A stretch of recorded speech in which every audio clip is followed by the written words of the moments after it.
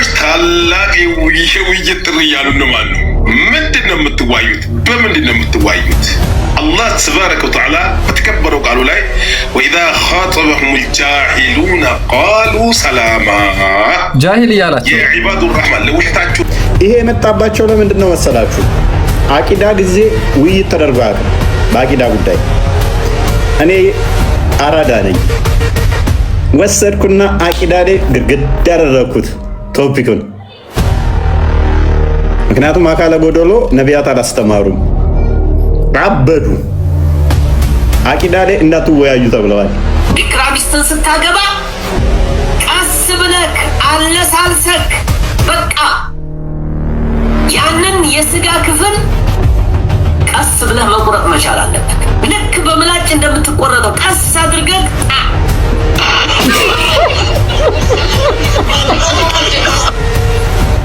አረ ይሄ እምሮጥ ምን ማለት ነው? ወፎይ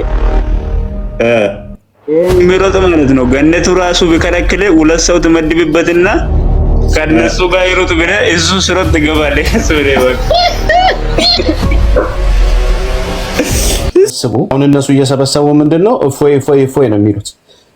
እፎይን ላይ ነው እየወረዱ ያሉት። እፎይ ግን እያደረገ ያለው ሰው ላይ ሳይሆን አስተምሮቱን ነው የመታው።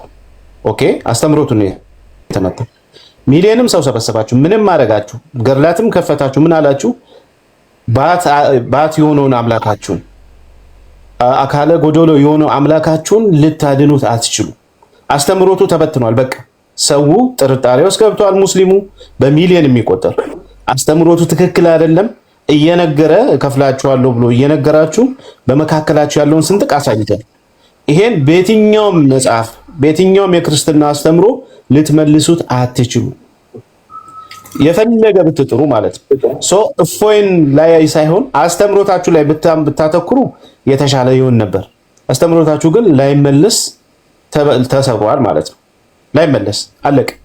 ስለዚህ አሁን እፎይ ያደረገው ምንድነው? የዋሃብያ እምነት ምንድነው የሚለውን ገልጦታል። በሁለቱ መካከል ያለውን ልዩነት ዓለም እንዲያውቅ አድርጎታል። ሱፊዮች ደግሞ መጥተው የኛ እምነት ከዋሃብያ እምነት የተለየ ነው፣ አንድ አይደለንም እያሉ ነው። አለቀ። ይሄ ነው በቃ ጌም ኦቨር። በቃ አለቀ። ይሄ ለዘመናት ምንድነው ታምቆ የነበረው ለዘመናት እርስ በርስ ተፈራርቶ የነበረው ገለጠላቸው። ባይዘዌ ሀባሾችም ሆነ ሱፊዮች ማነው እፎይ ልታመሰግኑት ይገባል። እናንተ ያልሰራችሁትን ስራ ነው እፎይ የሰራው። እናንተ ያላደረጋችሁትን ነገር ነው እፎይ ያደረገው። ስለዚህ ዛሬ ላይ እፎይ እፎይ እፎይ ብትሉ አስተምሮታችሁን ድራሹን ስላጠፋው እፎይ ምንም ልታመጡ አትችሉ። ገብቷችኋል? ይሄ ወከባውና ይሄ ሙቀቱ ሲያልፍ ሰው ጭንቅላት ውስጥ ተረከዝ ለምንድን ነው የማመልከው የሚለው ጥያቄ ዘላለማዊ ጥያቄው ነው። የሰው ገርላት አይደለም የሚጠይቃችሁ፣ እምነቱን ነው የሚጠይቃችሁ። ለምንድን ነው አላህ አካለ ጎዶሎ የሆነው? ለምንድን ነው ጎዶሎ የሆነ አምላክ እማመልከው የሚለው ጥያቄ አሁንም በገርላትና በክርስትና አስተምሮ የሚሸፈን አይደለም። ከሱፊዮች የሚመጣው ወይም ከሀባሾች የሚመጣው ጥያቄ በገድላትና በድርሳናት ወይም በመጽሐፍ ቅዱስ ልትሸፍነው አትችልም። በቃ ተገለጠ። ስለዚህ ጌም ኦቨር፣ ጌም ኦቨር። የፈለገ ብትፍጨረጨሩ፣ የፈለገ ብትፈርጡ፣ ብታብዱ ነገሩ ተገልጧል። በመካከላችሁ ያለው ልዩነት ዓለም አውቆታል። ተረከዝ አምላኪ እንደሆናችሁ አንድ ወጥቶ እሱን ቪዲዮ ብታሳይልኝ ደስ ይለኛል። ክርስቲያንዬ አላህ ተረከዝ አለው ብሏል። እዚህ ውስጥ ያላችሁ ሙስሊሞች አላህ ተረከዝ እንዳለው ከዚህ በፊት ሰምታችሁ ታውቃላችሁ? ተረከዝ ያለው አምላክ ታመልካላችሁ? ተረከዝ ሲባል ደግሞ ሊትራሊ ተረከዝ ነው። ተረከዝ ካለው ቁርጭምጭሚት ሳለው ወይስ ተረከዙ ብቻውን ነው? እነዚህ ወሃብያ የሚባሉ ፖለቲካ እየሰሩ ያሉት ይሄን ቢመልሱ ይሻል ነበረ። ሌላ ነገር ውስጥ ከሚደበቁ እንዴት ነው ተረከዙ የአላህ ተረከዝ ምንድነው የሚለውን ቢያስረዷችሁ፣ እንዴትስ ለአምላክ ተረከዝ ሊኖረው ይችላል የሚለው ነገር ቢነግሯችሁ መልካም ነው። እና ብሩኬ ደግሞ የምታሳይልን አላህ ሩጫው እንዴት ነው የሚሮጠው እንዴት ነው የሚለውን ከመጽሐፎቻቸው ብታሳይልኝ፣ አላህ እንዴት ነው የሚቀመጠው አርሹ ላይ እግሩን አጣምሮ እንደሚቀመጥ እሱን ብታሳይልኝ በጣም መልካም ነው። እና ጌም ኦቨር። ተንጫጩ፣ ፍረጡ፣ እበዱ። ነክቷቸዋል። እፎይ ስለነካችሁ እያበዱ ነው። ጨርቃቸውን ሊጥሉ ነው። እሱ ነው ለኔ እየታየኝ ያለው። ጨርቃቸውን ሊጥሉ ነው። የሐሰት ውይይት የሚያዘጋጁት ስላበዱ ነው። የሚያደርጉትን ነገር አጥተዋል። በቃ ዜሮ አስገብተዋል አስተምሮታችሁ። ስለዚህ እፎይ ወደዚህ ተቀጥላለ። ጌም ኦቨር በቃ እኛ ጨርሰናል፣ ዘግተናል። አሁን የዛ እብደት ውጤት ወይም ደግሞ የአስተምሮቱ መበታተን የፈጠረባቸውን ቀውስ ቫሉዌሽን እያለ ነው። ምንድነው ያ አንተን ነው። ኦኬ ልክ ልናገር ነበረ። በጣም አደገኛ ሪፖርት ስላለ ክርስቲያኖች አንድ ጊዜ ክርስቲያን አሳይና እንትን በላችሁ ጻፉ። ቶሎ ያችሁ ሪፖርት በጣም እንትን እያለ መሰለኝ። እኔስ በሪፖርት እያደረጉት ነው። ቢኒ የተናገረው ላይ አሳይና መለሳለሽ። እየጠየቅን ነው። የዋሃቢዮች አምላካችን ይሮጣል ብለዋል። አላህ ብለው ነው የገለጹት። እኛ ደግሞ አላህ በመሮጥ ሲፋ አይገለጽም። ከየት ነው? እኛ ይሄ ሙስሊሞችን አይወክልም። የራሳቸው አምላክ ከሆነ የሚሮጠው ኦኬ፣ አላህ ይሮጣል ማለትስ ምን ማለት ነው? እንዴት ነው በአላህ ላይ ድመር የምታልፉት እያልን ነው። ያ እንግዲህ ይሄንን ነው እየተናገረ አባቶች እንግዲህ ሜቢ ለኔም ጥሪ ያቀረቡልኝ አሉ። ቢኒ እንዳለው እሱን አዘጋጅልን። አሁን ራሱ ሼር አድርገውልኝ ነበረ። እፎይ ከነኚህ ጋር ራሱ መወያየት የለበትም የሚል አባሾቹ ሜቢ ክርስቲያን ታዘጋጀዋለ። ያ አየናችሁ። በቃ በአንድ ውይይት ላትመለሱ ቀበር ናችሁ። ዋናው ፖይንታችን እኛ ምንድነው ሰው ይድን ዘንድ ነው እንጂ ቲክቶክ ላይ ጊፍት መልቀም አይደለም አላማችን። እንደናንተ ጊፍት መልቀምና ፎሎ መሰብሰብ አላማ የለንም። ሙስሊሞች ህይወት እንዲያገኙ የማድረግ ብቻ ነው። የሚያመልኩት ነገር ባት የሚያመልኩ ተረከዝ የሚያመልኩ አካላት ፍጡር ነው። ለአንዴና ለመጨረሻ ጊዜ ቻው፣ አሰናብተናችኋል። አንድ ጥያቄ ዘግተነዋል እሱን ፋይሉን። ስለዚህ የምታመልኩት አካል የተገደበ ከሆነ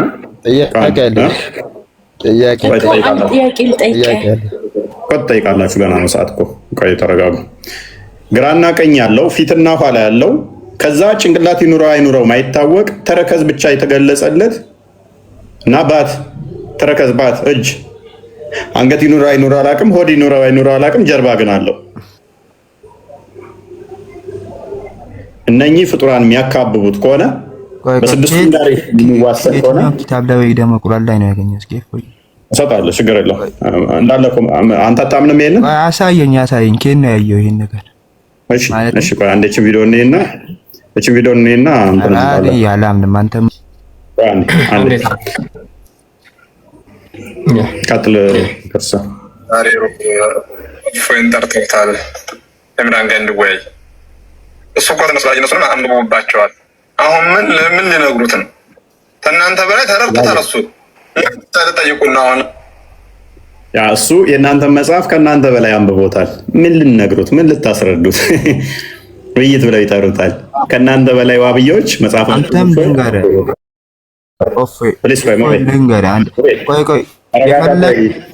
ተረጋጋ። መጽሐፋችሁን እሱ ከእናንተ በላይ ተሻለ ሁኔታ ተረድቶታል፣ አንብቦታል። ስለዚህ ምን የምትነግሩት የለም። ጓይድ አስቀጥለው ጊፍት ሊለቅሙ በእኔ ምክንያቱም አላህ የእነሱ የሚያመልኩት ጭንቅላት ስለሌለው የኔም ፎቶ ፕሮፋይል አድርገው ፎይ ብለው ከጠሩ ሰው ይመጣላቸዋል። እችን የመሰለ ሸበዳ ፊት ጺማም ኢብኑ ተይሚያ እንደሚናገረው ጺም የለውም አላህ። ጺም ደግሞ በእስልምና ሱና ነው አይደለም? ስለዚህ አላቸው ደግሞ የነሱ አላህ ኢብኑ ተይሚያ እንደሚናገረው ጺም የለውም። ስለዚህ በሱናው መሰረት የኔን ፊት ዘጭ አድርገው እፎይ ይመጣል እያሉ ያጃጅሏቸዋል። ፎሎ ይለቅሙብኛል። ይመቻችሁ። ቡጋቲ ምናምን አለ የመኪና አይነት ፌራሪ ምናምን በገነት ውስጥ አለ ይላሉ። መኪና መግዣ የኔን ፎቶ እያደረጉ ይሸቅላሉ። አላህ ጭንቅላት የለውም ምኑን ያስተምሩታል? አላህ ጭንቅላት የለውም ብለው ቢያስተምሩ አንድ ኦዲየንስ አይቀመጥም ቤታቸው። እፎይ ይመጣል ካሉ ግን ኦዲየንስ ይቀመጣል።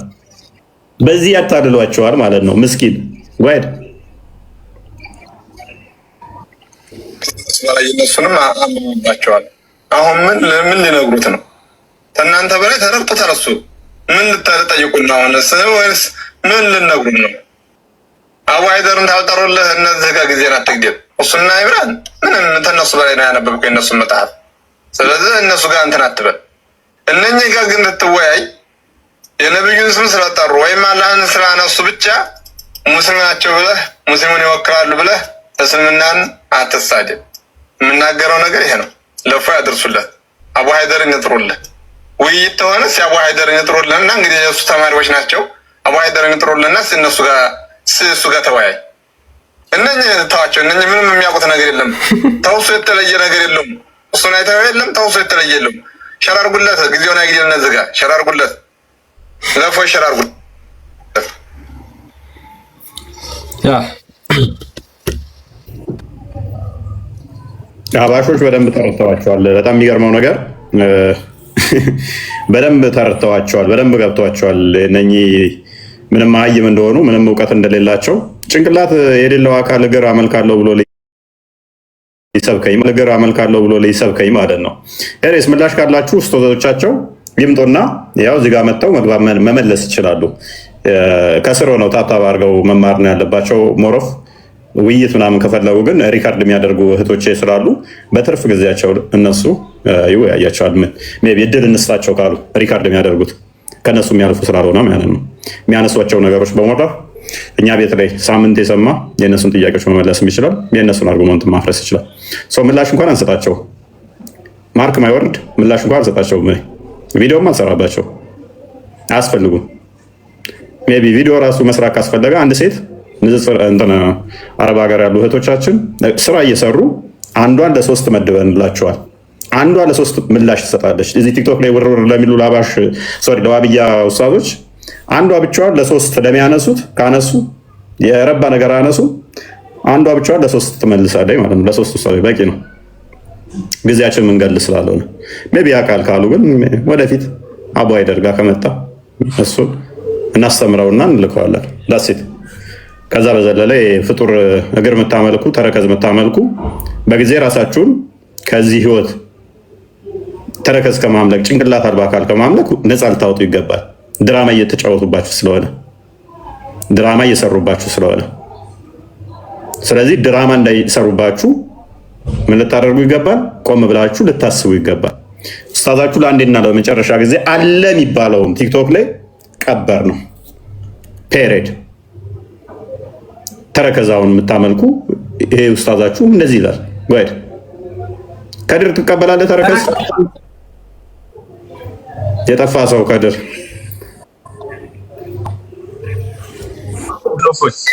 እንዴት ነህ? አለን ኦኬ። ተረከዝ እንዴት ነው? እሱ ሰሞኑን አምላካችን ይሮጣል እያሉ ነው አብዮች። ማን ነው ያባረረው? ማን ነው የሚያራሩጠው? ምን አውቄ ምን አጥፍቶ ነው የሚያራሩጡት? ቆይ እኔ ራሱ አልገባኝም። እኔ ሌባ ነው የሚያውቀው። የሚሮጠው ሌባ ነው። ስልክ ነጥቆ ምናምን። ይሄ የሚሮጠው አካል ፍጡር ነው ፈጣሪ ነው ብለህ ነው የምታምነው? የዋብዮችን አላህ የምር እኔ ራሱ ቢያገኘው አራሩጣለሁ ቢያገኘው ነው። እነዚህ እየተባባላችሁ አንድ መስጊድ ስትሰግዱ እኮ የሚገርመኝ አንተን አላህን ያባርር እገርፍልሃለሁ እየተባባለ መስጊድ ካገኙ በኋላ ያው የት ሲጀመር የት ሮጦ አመልጣል። የሚሮጥ እኮ የሆነ የምትሮጥበት ቦታ ያስፈልጋል አይደል እንዴ? ያ ይሄን እያባረርክ መግረፍ ነው አለ ብሏል። አንደኛውም ሜቢ ክርስቲያን ተከፍተዋል። አንደኛውም ብሏል እኮ ያ የሚሮጠው አምላካችሁ የቀደሙ የከፈተው እሱ ሌላ እንትን ላይ ብሏል። እኛ ኑሮ እዚህ የሚያሰቃየን እሱ ሲሯሯጥ ነው ለካ ምናምን ብሏል። ለዚህ ልጅ ምላሽ ለዚህ ኡስታዝ ምላሽ በሰጠበት ወይ ትዝ አለኝ። እንደው ለዚህኛው ምላሽ ሲሰጥ ያኛው ደግሞ እሱ እየተሯሯጠ ነው ለካ እኛን እዚህ ችላ ያለን ብሏል። ቀጥል ኡስታዞች ራሱ እንዴት እንደሚጠራለዙ ቀጥል። ይሄ ደግሞ አይቼዋለሁ እያለ እኮ ነው የሚራሮጠው። አይቼዋለሁ እያለ ነው የኛው ኡስታዝ። ያ ይሄኛው ምን ተረከዝም አለው እያለ ነው ጭራሽ። እኛ ባት ብቻ ነበር እስካሁን የመጣው የነበረው ተረከዝም አለው እያለ ነው። እኔ ላሳያችሁ። ሰሉ ዐለ ነቢይ። አው የኛ አላህ ራሱ አላህ የነገረን ነብዩ አለይሂ ሰላቱ ሰላም የነገሩን አላህ እጆች አሉት፣ አላህ እግር አለው፣ ተረከዝ አለው፣ ጣቶች አሉት፣ አላህ አይኖች አሉት፣ አላህ ይሰማል፣ መስሚያዎች አሉት። ነገር ግን ከይፍያውን ወይም ደግሞ ሁኔታው እንዴት እንደሆነ ግን አናውቅም። እጅ ሲባል የኛ አይነት የፍጡራንን አይነት አይመስልም።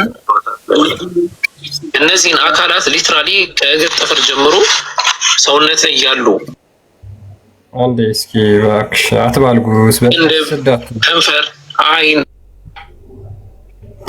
እሺ ይሄኛውን አይታችሁታል። ተረከዝ አለው፣ ባት አለው። እነዚህን ሁሉ እኛ እናጸድቃለን እያለ እየተናገረ ነውና ይሄኛው ኡስታዝ ደግሞ በህልሜ አይቼዋለሁ ብሎ ነበርና አሁን ያሳየዋችሁ ማለት ነው። በህልሜ አይቼዋለሁ ብሎ የተናገረውን ደግሞ ይሄኛው እንደዚህ ብሎ እየጠየቀው ነው። አላህን አይቼዋለሁ ላለው ኡስታዝ አድርሱልኝ። አላህን አይቼዋለሁ ላለው ኡስታዝ አድርሱልኝ። እንዴት ነው ጌታችሁ? እባክህ ጌታዬን ያልከው አላህ ነው ሞቶ ያናገረህ? እኔ የምልህ ለሌት ለሌት የሚወርደው ነው የሚሮጠው ነው የትኛው ነው? እባክህ አንተ ጋር የሚመላለሰው ለዛ ነው ኑሮ ውድነት የሚያንቀጠቅጠን እሱ የትም ከሽኮለለ እያለ ነው አንተ ጋር የምልህ ምን ለብሶ መጣ ለማለት ነው? ግን ወርቅ ነው ይሄ ኑሮ ውድነት ሰማይ አለ ያለ የለም አለ ወደ ሰማይ እዚህ ብቻ ነው በማለት የምልህ የህዝቡ ስም የሚፈናቀለውን ያውቃል። ግን እየተሰቃየ ያለውን ለማንኛውም እኔ የምነግርህ የእናንተ ስልጣን እሳንገት ነው አለ። ይቆያል አለ ይቆያል ብሎ እንደሆነ ንገረኝማ እባክህ። ተጫወታችሁ ሆነ ተጫወታችሁ በፈጣሪያችሁ። ሸራርጉለት ሊላሂ ተዓላ ስለሆነ ሸራርጉለት።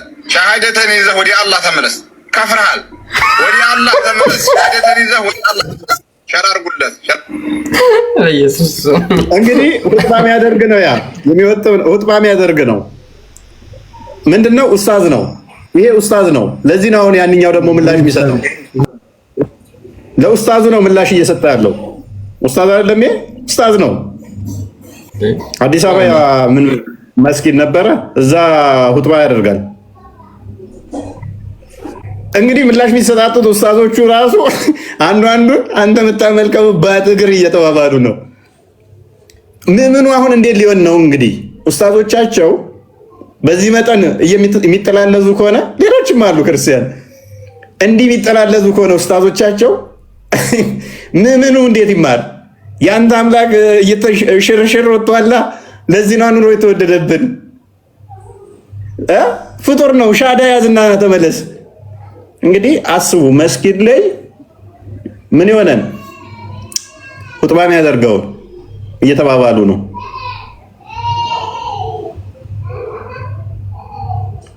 አስባችሁታል? ምእምኑ ቢባባል ችግር የለውም። ምእምን ለምእምን ችግር የለውም። ይሄ የመጣባቸው ለምንድን ነው መሰላችሁ? አቂዳ ጊዜ ውይይት ተደርጎ አያውቅም። በአቂዳ ጉዳይ እኔ አራዳ ነኝ፣ ወሰድኩና አቂዳ ላይ ግድግዳ ያደረግኩት ቶፒኩን። ምክንያቱም አካለ ጎደሎ ነቢያት አላስተማሩም፣ አበዱ። አቂዳ ላይ እንዳትወያዩ ተብለዋል። ክርስቲያን ቪዲዮ ልኬልሃለሁ፣ ቼክ አድርገው አሳያቸው። አቂዳ ላይ ውይይት አያስፈልግም። ያኔ ላይቭ ስገባበት እረፉ ተብለው ተነግረው ነበረ። አቂዳ ምን እንደምታመጣ አውቃታለሁ፣ እኔ ጠንቅቄ አውቃታለሁ። አቂዳዋን ስመዛት ምንህን መቆንጠጥ እንዳለብኝ ጠንቅቄ ስለማቅ ማለት ነው። ከዚህ በፊት አቂዳ ልክ እንደጀመርኩ አካባቢ ላይ ምላሽ ምናምን ተሰባስበው ወክፈው ነበረ። እንደማያዋጣቸው ሲያውቁ እንደማይችሉ ሲያውቁ በአቂዳ በአላህ ጉዳይ ጸጥ። ከዛስ መጽሐፍ ቅዱስ ላይ ገብቶ ማዳከር ማቦጫረቅ። ስለ አላህ ግን ላሽ አቂዳ ጉዳይ ላይ ለምን በአቂዳ ላይ ካወራህ እንደዚህ አይነት ነገር ይፈጠራል። በአንድ ዲቤት ምን እንደተፈጠረ እነኚህ ቪዲዮዎች መረጃ ናቸው። ኡስታዞቹ እንዴት እንደሚጣለዙ ባት አምላኪ ተረከዝ አምላኪና ተረከዛና መልክም ይሄ ፍጡር ነው ከሚሉ ጋር ማለት ነው። ጋይድ ንጽጽር ላይ የምትሰሩ እህት ወንድሞች ወደ ፊረቃ ወደ አቂዳ ጉዳዮች ወደ መንሐጅ ኬዞች ባትገቡ ኸይር ነው ብዬ አስባለሁኝ። ምክንያቱም ንጽጽር ማለት መከላከያ ሰራዊት ማለት ነው። ንጽጽር ላይ የሚሰሩ ወንድሞች ማለት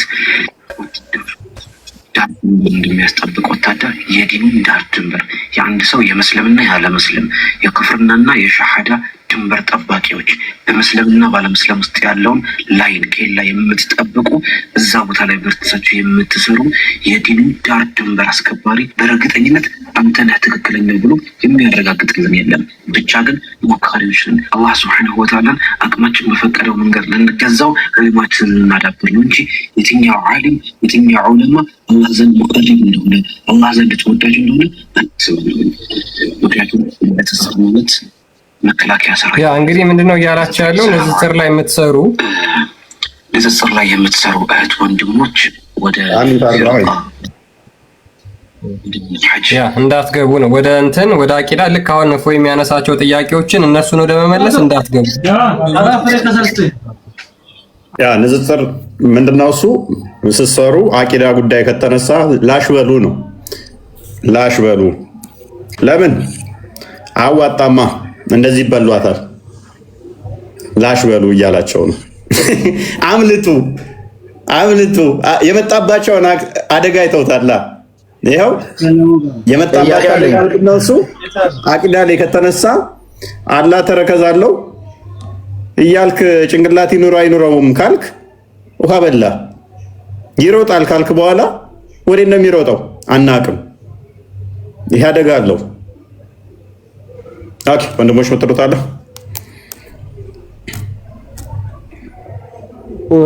እንደው ምናልባት ከአቂዳ ጋር በተገናኘ ገና እስልምና ሲጀምር እኮ ራሱ ለሁለት ተከፍለው እኮ ተገዳድለዋል።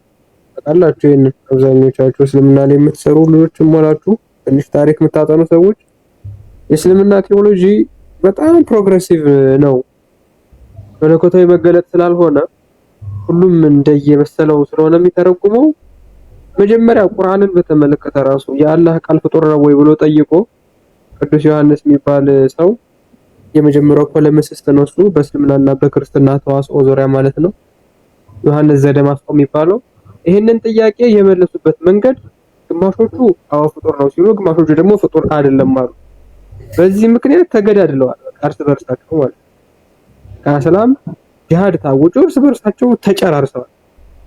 አሁን ይሄው ጉዳይ ወደ አላህ ሲፋ ጉዳይ ሲመጣ ማለት ነው፣ ወደ አላህ ባህሪያት ጉዳይ ሲመጣ ግማሹ ሌላ ይላል፣ ግማሹ ሌላ ይላል።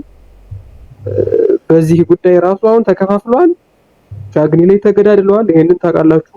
ወሃቢዮቹ የቀደሙትን ሙስሊሞች እንደገደሉ ወሎ ላይም እንደዚሁ ተገዳድለዋል። በቅርቡ ደግሞ በየመስጊዱ እንደሚገዳደሉ እንጠም የሚገመት ነው። ግደሉ ቁረጡ የሚለው ያው በዚህ ዶክትሪን ስለሆነ ማለት ነው።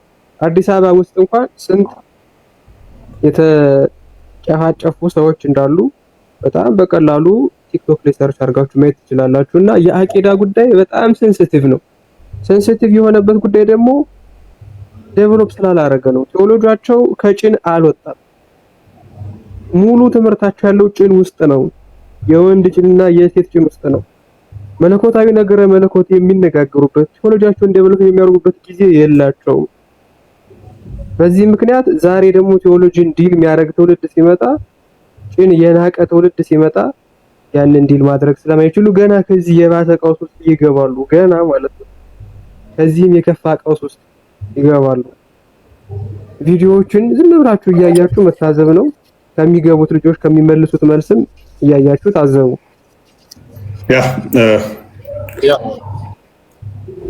መሬት ላይ ያለው ለምን አትገባም? እምራን ጋር እውነት እኛ እያሳየናቸው ያለው ምንድነው? መሬት ላይ ያለው ነው። ኦዲየንስ ነው። ህዝቡ ምን ውስጥ ነው ያለው? ህዝቡ እጅግ በጣም ግራ በመጋባት ውስጥ ያለ እየተፈራራ አንድ መስጊድ ውስጥ እየሰገደ ያለ ህዝብ ነው ያለውና ሉክ አሁን ይሄንን ሰውዬ ማለት ነው ምን ብሎ እንደሚናገረው ይሄ አህባሽ ላስደምጣችሁ። አቅል ተሰጥቷቸው አቅላቸውን ከማይጠቀሙት ወደ የሆነ በቃ እንስሳ ይሆናሉ ከሚባሉ ሰዎች መካከል አንዱ ይሄ ከላይ የተቀመጠ መሀይብ የሆነ ሰውዬ ነው። መሀይብ ማለት ነው፣ የመጨረሻ መሀይብ ማለት ይሄ ሰውዬ ነው። አውዝ ቢላህ እንደዚህ እናንተ አላህ ጅግር ከሌለው ሂዱልን። የት ነው የምንሄደው? እኛ እኮ ሙስሊሞች ነን። እኛ ዳዕዋ እናደርጋለን፣ እስልምናን እንሰብካለን። ግን አንተ ደንቆሮ መሀይብ፣ ሰዎች ጣዖትን እንዲያመልኩ የምትጠራ መሀይብ የሆንክ ሰው ነህ። ደግሞ አላህ እናግሮኛል መልእክተኛው ምናምን ነገር ያናገረኝም መናገር አልፈልግም። አዑዙ ቢላህ ምን አይነት ጂኒ የሆነ ሰው ነው። ሰው የዚህን ያህል ይቀደዳል። ግን እናንተ የዋሃቢዎች የምትባሉ ሰዎች ተመለሱ። አረ እንደው ጭንቅላታችሁን ተጠቀሙ፣ አቅል ይኑራችሁ። አረ አስቡ። እኔ ሼክ አብዱላህ ከሰጡኝ ትልቁ ኒዕማ አቅልን እንድጠቀም ያደረጉኝ። አዑዙ ቢላህ ደንቆሮ ማህይም እንዴት ሰው እንስሳ ይሆናል? ጭንቅላቱ እንዴት አይጠቀምም? እኔ ተከታዮች ናቸው የሚገርሙኝ። የተከታዮች ነገር ሰው ዝም ብሎ እንደው እንደ ከብት ይጓዛል፣ ከብት ይሆናል። ያ አላህ ይሄ ሰውዬ አላህን አውርቻለሁ ምናምን ብሎ በተናገረው ንግግር ዶክተር ሼክ አቡበከር እኔ እንኳን አናግሬያለሁ አላሉም። እሳቸው ያዩ ሰዎች አሉ፣ አላህን ያዩ ሰዎች አሉ ብለው በሰጡት ፈትዋ ላይ እንዲህ ስታጠለጥሏቸው ነበር። ይሄ ሰውዬ ግን ደንቆሮ ማህይብ የሆነ ሰውዬ አላህን አናግሮኛል። አውዙ ቢላህ አንተ እንደው ነብዩ አያዩ እንደው በህልም አይመጡ ቢመጡ እንኳን ይሄንን ጣዖትን ማምለክን ተው ነው የሚሉ ማለት ነው። ይሄን ጣዖትን ማምለክ ተውና ወደ አላህ ተመለስ ብለው ነው ቢመጡ ራሱ የሚመጡት አንተ ጋር።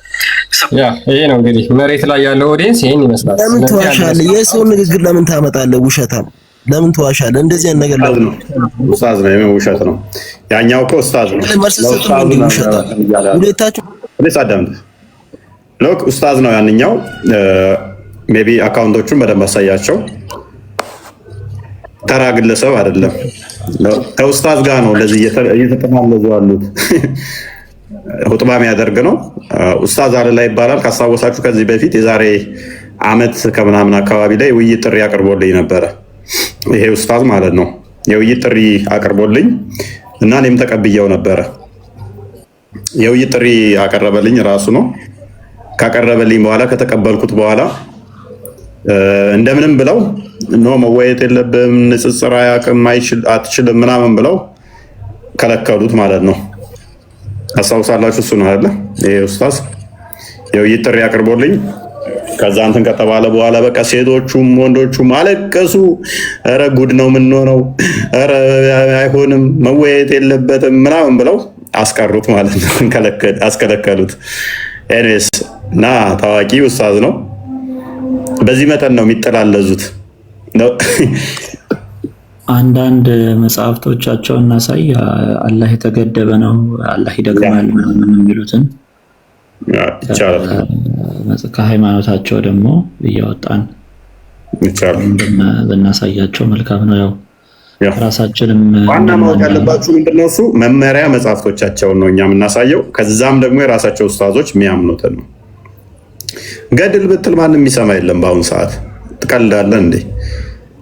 መጽሐፍ ቅዱስ ላይ አምነህበት ነው ገድሉ ግራ ገብቶ ነው? ችግር የለውም እንደዛ ከሆነ ዋና መጽሐፍ ቅዱሳችን ነው። እኛ ገድሉ ግራ ከገባ ወይም ገድሉ ጥያቄ ካለ ዋና መጽሐፍ ቅዱስ ላይ ገድል ላይ እንደዚህ ያገኘው ይላል፣ ችግር የለውም እሱ በቃ እሱ ካልሆነ የከበደ ቶ መጽሐፍ ቅዱስ ላይ እና እያንዳንዱ እኛ ጋር ቢጠቀስ እያንዳንዱ እኛ ጋር ያለው ይተረጎማል፣ ትርጉም አለው። ከኛ ከመገለጥ አንጻር የሚነገር ነው። እነሱ ጋር ግን እንደዚህ ያለ አይተረጎምም። ይሄ ከአባሾቹ ጋር ጥያቄ ላይሆን ይችላል። አባሾቹ ይተረጎማል ብለው ስለሚያምኑ ማለት ነው። እኛ ጋስ ይተረጎማል። ዋብዮች ጋስ ቀጥታ የሚወሰድ ነው፣ የሚተረጎም አይደለም። ቀጥል። እሺ፣ እናመሰግናለን። ኦኬ፣ እዚህ ጋር ፊት ለፊት የምታዩት መጽሐፍ የሼኹል ኢስላም ኢብኑ ተይሚያ መጽሐፍ ነው። ደርኡ ተአሩዲል አቅል ወነቅል ይላል። እንግዲህ እንነቅለዋለን ማለት ነው። እዚህ መጽሐፍ ላይ የሚያስቀምጠው ነገር አለ። ቮሊዩም 2 ፔጅ 58 ላይ ልብ ብላችሁ ተከታተሉ። አብደላህ ቢን ሙባረክ ጌታችንን በምን እናውቀዋለን ተብሎ ተጠየቀ። ይሄ ሙስሊም ሲጠየቅ እርሱም ከፍጡራኑ የተለየ ሆኖ በአርሹ ላይ በመሆኑ አለ። ከዛስ በወሰን ነውን ተባለ። በገደብ ማለት ነው። በወሰን ነውን ተባለ። እርሱም አዎን በወሰን ነው አለ ይላል። ሰው አምላካችሁ ምንድነው? አንደኛ ቦታ የወሰነው ነው፣ የገደበው ነው። ይህንን ኢብኑ ተይሚያ መጽሐፍ ላይ ነው የምናገኘው። ስለዚህ አላህ ወሰን የለውም ብሎ የሞገተ ሰው ቁርአንን አስተባብሏል፣ አላህም ምንም አይደለም ብሎም ሞግቷል ይላል። ስለዚህ አላህ ወሰን የለውም የሚል ሰው ቁርአንን የካደ ሰው ነው እያለን ነው። ምክንያቱም አላህ በብዙ ቦታዎች በቁርአን ላይ የቦታውን ወሰን ገልጿልና። እንዴት ሲል ገለጸ? ለምሳሌ አርራህማን በአርሹ ላይ ተደላደለ፣ ሱረቱል ጣሃ 5። በሰማይ ካለው ተማመናችሁን? አልሙልክ 16። እኔም የምገድልህ ወደ እኔም የማነሳህ ነኝ፣ አልኢምራን 55። ጌታቸውን ከበላያቸው ይፈሩታል፣ ሱረቱል ነህል ቁጥር 50። መልካም ንግግሮች ወደ እርሱ ያርጋሉ፣ አልፍጡር ቁጥር 10። ስለዚህ ይህ ሁሉና መሰል ማስረጃዎች ወሰን ለመኖሩ ምስክሮችና ማስረጃዎች ናቸው። በዚህ የማይቀበል ሰው በአላህ መውረድ ወይም ተንዚል ክዷል፣ የአላህንም አንቀጾች አስተባብሏል ይላል። ስለዚህ እንደ አንድ ሙስሊም በዚህ አቂዳ ውስጥ ያለ ሙስሊም አምላኬ የተገደበ ነው፣ ቦታ ገድቦት ቦታ ወስኖት የሚኖር የቦታ ጥገኛ ነው ብለህ ካላመንክ ከፍረሃል፣ ክደሃል እየተባልክ ነው። ይሄንን ኖቲስ ልታደርጉ ይገባል ማለት ነው። ሶ በቦታ መገደቡን በዚህ ካረጋገጥን እዚህ ላይ የምትለው አለ ወይ? ሚውት ነህ። ሜቢ ክርስቲያን መክፈት ትችላለህ። አንዴ ክርስቲያን እንትን ይባልና ቅዳሴ ማርያም ላይ ከዚህ ተቃራኒ ደግሞ የኛን እንየው እስኪ። እሺ ቀጥሎ አሳያለሁ ሌሎች። ኦኬ እሺ ኦኬ። አላህ ይወጣል ይወርዳል ብለው እነሱ ያምናሉ። መውጣት መውረድ መገደብ እነኚህ በፍጡራን መካለል ለፈጣሪ ይነገራል ወይ? መሄድ መምጣት ምናምን እኛ ጋር ቢነገሩ አንድ ከመገለጽ አንጻር ነው የሚነገረው። እኛ ጋር ከመገለጽ አንጻር ለሰዎች ፈጣሪ ለሰዎች ራሱን ዝቅ አድርጎ የተገለጸባቸው መገለጽ ለእኛ የታየበትን ያንን የሚጠቁሙ እንጂ ፈጣሪ የሆነ ቦታ ላይ ሳይኖር ቀርቶ የሆነ ቦታ የሚሄድ የሚመጣ የሚንቀሳቀስ እንደዛ የሚታይ አይደለም። በባህሪው የሚታይ ስላልሆነ ሲጀመር ማለት ነው። የሆነ ቦታ ደግሞ የሚያካብበው ኖሮ መሰረት ያለው ከላይ ጣሪያ ያለው ከጎን ግድግዳ ያለው እንደዛም አይደለም። እሱ መንፈስ ነው። የሆነ ነገር ለማንሳት ፈልጎ ጎንበስ የሚል ምናምንም አይደለም። ኦኬ ሙሉን አንብቦ ያ እሺ ላንብብላችሁ። ያ ከዚህ ጋር በነገራችን ላይ አሁን ያነበበው ብሩክ ቀጥታ የፍጡር ባህሪ ነው። ቀጥታ የፍጡር ባህሪ ነው። ዋሃብዮች ሙስሊሞች የምታመልኩት ፍጡር ነው የምታመልኩት፣ በአይምሮ የተቀረጸ የተጠረበ በጭንቅላት የተሰራ የአይምሮ ውጤት ነው የምታመልኩት፣ ፍጡር ነው የምንለው ከዚህ አንጻር ነው። የፈጣሪ ባህሪ በፍጹም እንደዚህ ሊሆን ስለማይችል ምን ይላል ቅዳሴ ማርያም ላይ ከቁጥር 47 ጀምሮ ከአባቱ አጠገብ ሳይለይ ቃል ወደ አንቺ መጣ፣ ሳይወሰን ጸነስሽው፣ በላይ ሳይጎድል በታችም ላይጨመር በማህፀንሽ ተወሰነ። በስጋ ሲመጣ ክርስቶስ ኢየሱስ ማለት ነው። መጠንና መመርመር የሌለበት እሳተ መለኮት በሆድሽ አደረ። በምድራዊ እሳት እንመስለው ዘንድ አይገባም። ለእሳት መጠን አለው ልክም አለው። መለኮት ግን ይህን ያህላል ይህንንም ይመስላል ሊባል አይችልም። ለመለኮት እንደ ፀሐይ እንደ ጨረቃ ክበብ እንደ ሰው መጠን ያለው አይደለም፣ ድንቅ ነው እንጂ የሰው ሕሊና የመላእክትም አእምሮ የማይደርስበት በአርያም የሚኖር ነው እንጂ ለመለኮት በላይ እዛኛው ጋር ያለህን ምንድነው እሱ ግራ ቀኝ ፊት ኋላ ላይ የታች ብለው መጥነውታል አይደለ? ይሄ በዳይሬክሽን እና መጥነውት ያስቀምጠውታል። እኛ ጋር ግን ምንድነው እሱ በግልጽ ያስቀመጠው እንዲህ ተብሎ አይነገርለትም። የለውም መጽሐፉ በግልጽ ከዋብዮቹ ጣዖት ጋር እንዴት እንደሚጠልዘው ይሄ መጽሐፍ አያችኋል። እንዴት እንደሚጠልዘው ዋብዮቹን አስተምሮ ቀጥለው ለመለኮት በላይ ጠፈር በታች መሰረት ያለው አይደለም። ሎክ እነሱ አሁን ከታች ምን አለ ብለው የሚያምኑት አርሽ አለ። መጽሐፋችን እኛ ምን አለ ለመለኮት ከታይ ጠፈር ያለው ከላይ ጠፈር ያለው ልክ ቤት እንደምትሰሩት ከስር መሰረት አድርገህ ከላይ ጣራ እንደምታደርገው ከዛ ግድግዳ አድርገህ ውስጡ የሚቀመጥ አይደለም። የኛ አምላክ በእንደዚህ የሚካበብ አይደለም።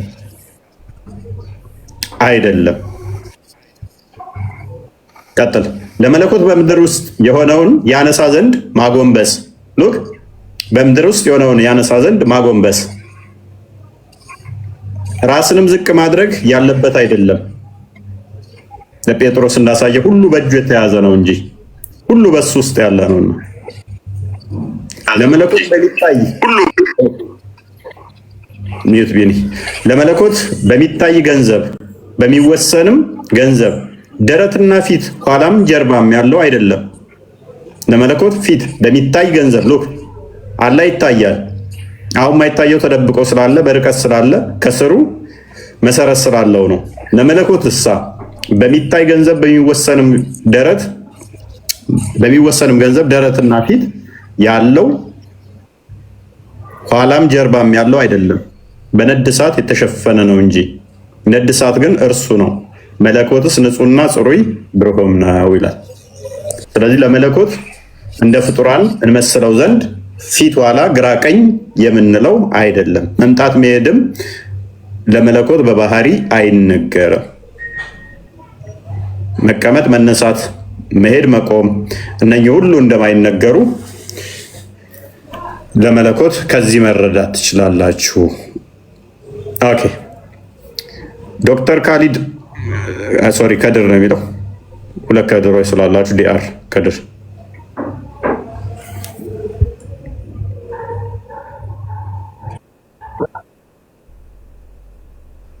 ፎሎ አድርጉኝ። በሌላ አካውንት መጥቼ ነው። ለምን ቅድም እንትን ቫዮሌት እንደሰጠኝ ቫዮሌሽን ብሎ እንደሰጠኝ አላወኩም። እንዳይዘጋብ ነው በሌላ የመጣሁት። ምን እንደሆነ ስላልገባኝ ነው። ለማንኛውም በዛውም ፎሎ እያደረጋችሁኝ እንግዲህ እፎይ አሁን ወይም ክርስቲያን የከፈተው እንግዲህ የኛ አስተምሮ ጥርት ያለ በቅዳሴያችንም በአስተምሮታችንም ለእግዚአብሔር እንዲህ አይነት አካላት አንሰጥም። ፊትና ጀርባ ኋላም ጎንም የለውም። መነሳት፣ ጎንበስ ማለት፣ መቆም፣ መነሳት አያስፈልገውም። በሁሉ ቦታ የሞላ አምላክ ነው የኛ አምላካችን። ክብር ይግባውና የኛ አምላካችን መንፈስ የሆነ በሁሉ የሞላ ነው። ቅድም ታላቁ እንዳለው የዋሃብያ አምላክ ግን ከፍጥረቱ የሞተ ነው፣ ከፍጥረቱ የተለየ ነው። ሞት ማለት መለየት ስለሆነ በፍጥረቱ የሞተ ነው ብሎ አስረድቶናልና በጣም አሪፍ አሪፍ ነገሮች እየተነሱ ነው። ታብታብ እያረጋችሁ ሪፖስት እያረጋችሁ እንትን እንዲል ብሩኬ ማሳየት ያለብን ነገር እንድታሳይ፣ አላህ እንዴት ነው የሚሮጠው የሚለውን ሩጫውን ብታሳይ፣ ሶምሶማ ነው የሚሮጠው የሚለውን እንድታሳይ፣ አርሹ ላይ እንዴት ሆኖ ነው የተቀመጠው የሚለውንም ማሳየት አስፈላጊ ነው። ቪዲዮቹ መሀል ጣል ጣል ይበሉ፣ ማስረጃዎችም እየወጡ እንደዚህ ሲሆን በጣም አሪፍ ነው። ክርስቲያን እናመሰግናለን፣ እፎይ እናመሰግናለን። ቅድም እንደተናገርኩት የዋሃብያ አስተምሮ በየትኛውም መጽሐፍ ሊሸፈን ስለማይችል ከእንደዚህ አይነት ስራችሁ እንትን ብትሉና ለጥያቄ ለተፈጠረበት ሰዎች መልስ ብትሰጡ የተሻለ ይሆናል። ወሬ አላብዛባችሁ፣ ቀጥሉ። ቴንኪው ቢኒ። ዲአር ከድር ያንኛውስ ከድር መሐመድ ነው ማን ነው? ከድሬም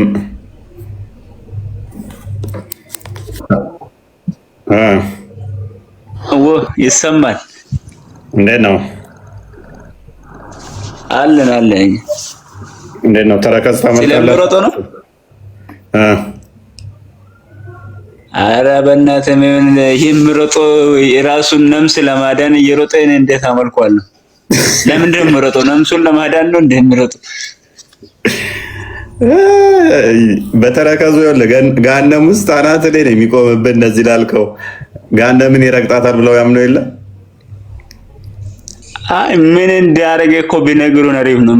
ምንድን ነው አጥፍቶ ምን አጥፍቶ ነው ቆይ ገሃነምን የሚረግጠው? አሁን አንተ የሆነ እሳት ብትረግጠው መቼም ያቃጥላል። አካል ስል እስከሆንክ ድረስ ደግሞ አካል ሰውነትን እሳት ማቃጠል ያቃጥላል።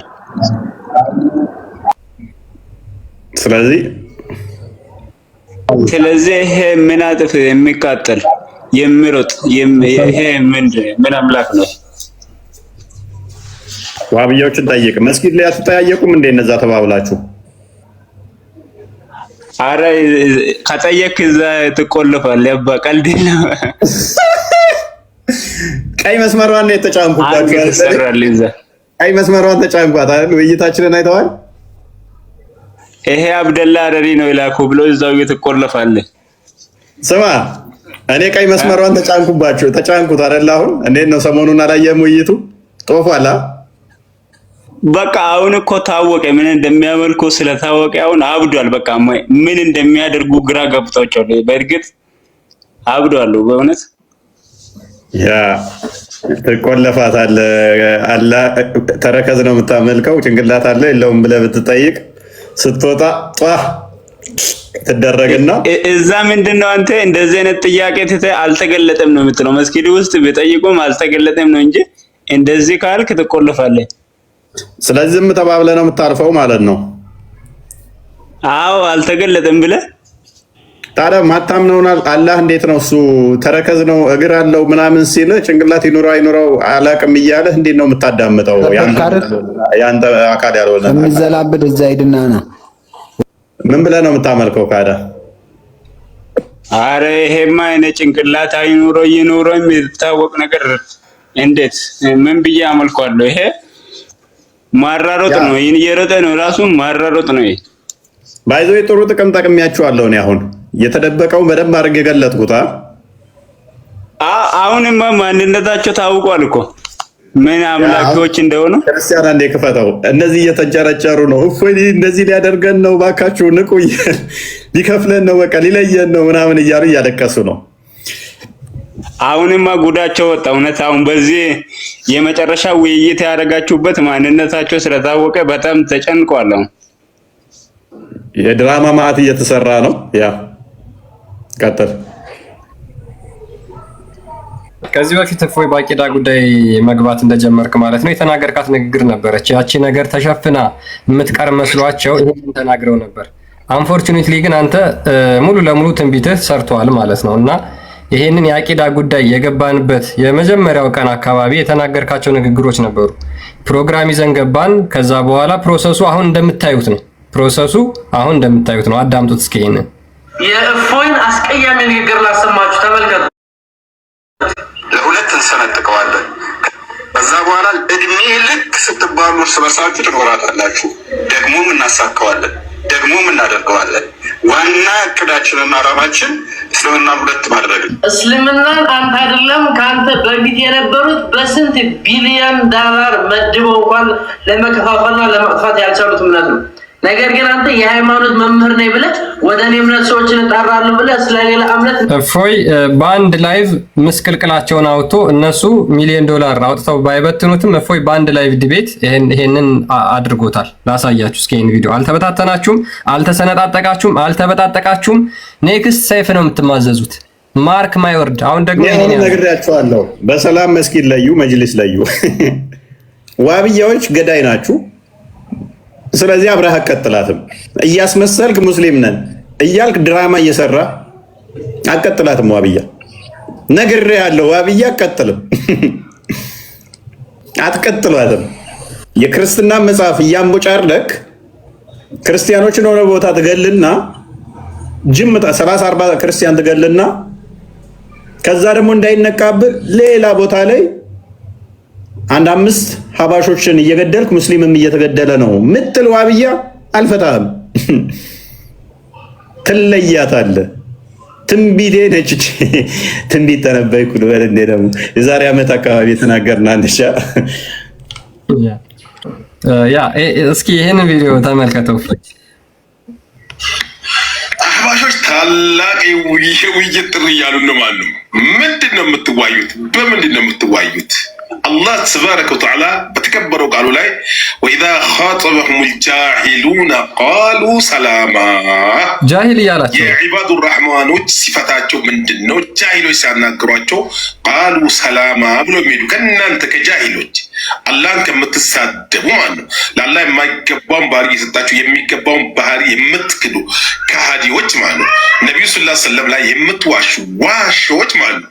እናንተ ታላቅ የውይይት ጥሪ እንዴ ውይይት ጥሪ ሲደረግ ከክርስቲያኑ ጋር ከእፎይ ጋር ውይይት ሲደረግ አግዛችሁን እውነተኛ ብትሆኑ ሙስሊሞች ብትሆኑ አግዛችሁን ባልተግባባን ነገር እንግባባለን፣ በተግባባን ነገር ደግሞ እንሄዳለን ብላችሁ ይሄንን ከኛ ጋር አግዛችሁ ብትሆኑ ነው ትክክለኛ ለውይይት የምትቀርቡት ይመስሉ ነበር። እናንተ ዋሾች ማለት ለውሸታችሁ ነው። እና ከጃሂል ማለት ነው።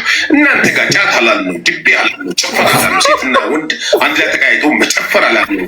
ይሄ ምናምን ይሄ አብሬት ዜማ ንጉስ ምናምን ይሄ የሚደረጉ ድሬ ሼክ ሁሴን ሴፍ ዑመር ሄዶ እዛ መጨፈር ሼክ ሁሴንም መጀም ማለት መጀማ የሞተውን ያለውን ሁሉ ያንን ልታሳምኑ ነው? እሱን ልታግቱን ነው? ለሱስ ማስረጃ የላቸው ማፈሪያዎች ማለት ነው። አህባሽ ማፈሪያ ኢንሻአላህ እናንተ ማፈሪያዎች ትዋረዳላችሁ፣ ትጠፋላችሁ። ወቁል ጃአ አልሐቅ ወዘሐቀ አልባጢል ኢነል ባጢለ ካነ ዘሁቃ። እውነት ይመጣል፣ ሐሰት ይወገዳል። ነው ሐሰት ትጠፋላችሁ፣ ትጠፋላችሁ ተብለሃል። ትጠፋላችሁ ብለሃል። ቆይ እዚህ ጋር ገለፈይ ማለት ነው። ድምፅህን ከፍ አድርግታለህ። ኦኬ እሺ፣ እሰማለሁ በደንብ። ትንሽ ከፍ አድርግና ቀጥል። ወሃቢዮቹ ከእፎይ ጋር ተመሳሳይ ሀሳብ መኖሩ ራሱ ስህተት ነው እያሉ ነው። አሁን አቂዳውን መወያየት ትተው ምን ያክል ፖለቲካ እንደሚሰሩ በዚህ በእድሜ ክልል ደረጃ ያሉ ሰዎችን ጨምሮ ተመልከቱ። ቅድም ወሃቢዮው ሲል የነበረው ምንድነው? ነቢል ዘይን የሚባለው ልጅ የእናንተ አቂዳ ከክርስቲያኖች ጋር መመሳሰሉ ለሐሰተኝነቱ ማረጋገጫ ነው አለ። የእሱ ደግሞ ከእፎይ መለየቱ የኔ ደግሞ ትክክል ነው እያለ ነው ማለት ነው። በሌላ ቋንቋ ሰውየው አሁን ልብ በሉ። አረ ሌላም አለ እንደዚህ ተመሳሳይ ሌላም ያሉ አሉ። ሌላም እንደዚሁ በተመሳሳይ ከእፎይ ጋር መመሳሰላችሁ አለ። እንደውም ልላክልህ ክርስቲያን፣ ቆይ አለ ክርስቲያን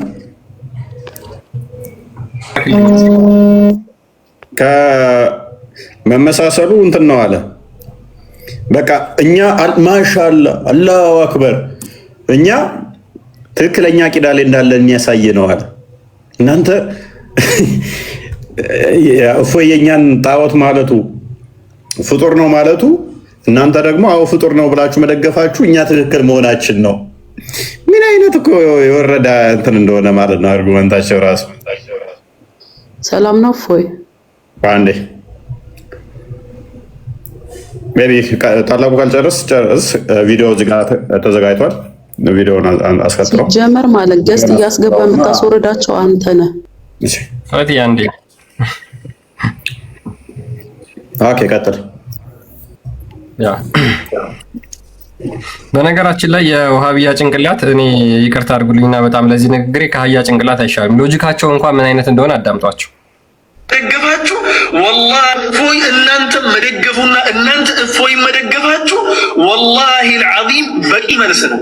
በቂ መልስ خلاص የእናንተ ሹብሃ እፎይ ይዞ መምጣቱ እኛ ምን አይነት ሐቅ ላይ እንዳለን ገላጭ ነው አይደለም ወንድሞቼ? ወላሂ ነው አይደለም? የእናንተ አቂዳ እፎይ ይዞ ሲመጣላችሁ መደንገጥ እኮ ነው ያለባችሁ ነበር እንዴ? ለካ እኔ እየተከተልኩ ያለሁት መንገድ የእፎይ መንገድ ነው። እኔ ያዝኩት መንገድ የእፎይ መንገድ ነው የሚያስብለው ማፈር ነበረባችሁ። ሲዲዮን እንደሰማችሁት ነው። እፎይ እናንተን መደገፉ፣ እናንተ ደግሞ እፎይን መደገፋችሁ። እፎይ እኛን የደገፈው በምንድን ነው? የእናንተን ጉድ ነው ያወጣው። እፎይና መሰሎቹ ከኛ ጋር አንድ ሊሆን የሚችለው ምናችን ነው የሚደግፈው? እኛ አካል ሳይሆን የምናውቀው የአካልን ፈጣሪ አላሁ ተባረከ ወተዓላ ነው። እኛ እነሱ አንድ ልንሆን የምንችለው በምንድን ነው? ይልቅ ላይ ነው ያለነው። እፎይ ደግፎ መምጣቱ ምናምን ነገር ወተዓላ ነው። እኛ እነሱ አንድ ያልሆነን ጎደሎ ክፍለ አካላትን ስላሰበታችሁ ነው ሐቅ ላይ። አይ ቁርአን ላይ መጥቷል ልትል ትችላለህ። ቁርአን ላይ ይሄ መጥቷል፣ ይሄ መጥቷል። ቁርአን ላይ አንተ የፈለከውን የፍጡር ባህሪ ሰጥተህ ነው የምታመልከው። አይ እጅ አለው ላልህ ቁርአን ላይ መጥቷል። እግር አለው የሚል ቁርአን ላይ አለ እንዴ? አንተ ተርጉሞ ሆኖ እንጂ እግር የሚል ወርዷል። አንተ በሉጋ በቋንቋ ፈስረህ እግር ብለህ ሰጠህ፣ እጅ ብለህ ሰጠህ። የማን ትርጉም ነው ይሄ? ቁርአን ትርጉም የለውም። ፈላ ተድሪቡ ሊላሂ አልአምሳል ምን ማለት ነው ይሄ? ተገለጸም አልመጣም አልሰማሁም ስትል ከረም አላህ ከዚህ እምነት ያ እንግዲህ ጭንቅላታቸውን የውሃቢዮችን በዚህ መረዳት ትችላላችሁ። እንግዲህ አንድ ሰው ሰይጣንን ቢቃወም ከዛ በኋላ እንዴት እሱ እንደዛ ትቃወማለህ አይነት መልስ ነው የመለሰው ማለት ነው የውሃቢያው ኡስታዝ። ወላሂ የእናንተን አይነት ጥያቄ እፎይ መጠየቁ እናንተም እሱን መደገፋችሁ እኛ ትክክል መሆናችን ማሳያ ነው። የምታመልከው ፍጡር ነው ስል ሀባሾቹም አዎ ፍጡር ነው የምታመልከው ስላሉህ እኔ ትክክል ስለሆንኩ ነው። ምን አይነት ነገር ነው? which means አሁን እኮ በቃ ለምሳሌ የሆነ ህንድ ውስጥ ላም ምናምን የሚያመልክ አካል ካለ ያንን የሚያመልኩት ፍጡር ነው የሚያመልኩት ብዬ ነው ስናገር ከድር ለምሳሌ አዎ እፎይ ትክክል ነው ላሟ ፍጡር ነች ስለዚህ ህንዶቹ እዛ ጋር ያመለኩ ያሉት ላሟን ፍጡር እያመለኩ ነው ካለ ከድር ከኔ ጋር ከተስማማ ዋብዮቹ ተነስተው አላሁ አክበር ህንዶቹ ትክክለኛ እምነት ላይ መኖራቸው የሚያሳይ ነው ምክንያቱም ይኸው እፎይ ያለውን ሐባሹ ከድር ደገፈው እንደማለት እኮ ነው በነገሩ ጭንቅላት የሌለው እያመለኩ ጭንቅላት እንዴት ሊኖራቸው ይችላል ኦኬ እያንዳንዱ ያደረግናት በየቤታቸው ተበትናለች እያንዳንዱ በየመስጊዱ ሄዷል አምልጠናችኋል ሜቢ በቴሌቪዥን እንመጣለን ከፍ እናደርገዋለን ቶፒኩን ይሄ ነገር በጣም እጅግ በጣም በሁሉም ሶሻል ሚዲያ ማለት ነው ተንሰራፍቶ መስጊድ እስከመነጣጠቅ ድረስ እንኳን አሁን እየደረሱ ነው በነገራችን ላይ ፎይ ወሃቢዮቹ እንደምንም ብለው መስጊዶቻቸውን በእጃቸው ለማስገባት ብዙ ጥረቶችን እያደረጉ ነው አባሾችም ደግሞ አሁን ላይ የነቁ የተነሱ ይመስለናል በሚዲያዎቻቸውም ላይ እንደዚህ አይነት ጽሁፎችን ከውይይቱ በኋላ እየጻፉ ይገኛሉ ምን ይላል የነብዩ አቂዳ አይደለም ብሎ ይጀምራል በግልጽ መናገር የምፈልገው ለአላህ እጅ አለው ባት አለው አይን አለው ማለት በሙሉ ከሰለፎች ጨምሮ የምሁር ዑለማ ከእስልምና ይወጣል ብለዋል ፔሪድ ከእስልምና ወጣችኋል እያሏችሁ ነው አህባሾች ማለት ነው እናንተን ትክክለኛ የአህለል ሱና ወልጀማ አረዳድ ብለው ምን ይላል ከሰሞኑ በማህበራዊ ሚዲያ አንድ ሰቅጣጭ ጸያፍ ነገር ተመለከቱ አላህ እጅ አለው እግር አለው ብሎ ከአንድ ነብዩን ምናምን ከሚል ግለሰብ ጋራ አላህን ያላቀ መስሎት የሰራው ስህተት ማረም አስፈላጊ ስለሆነ ስለዚህ የተወሰነ ላለው ብለው ይሄው የራሳችሁን አረዳድ በአንተ እፎይ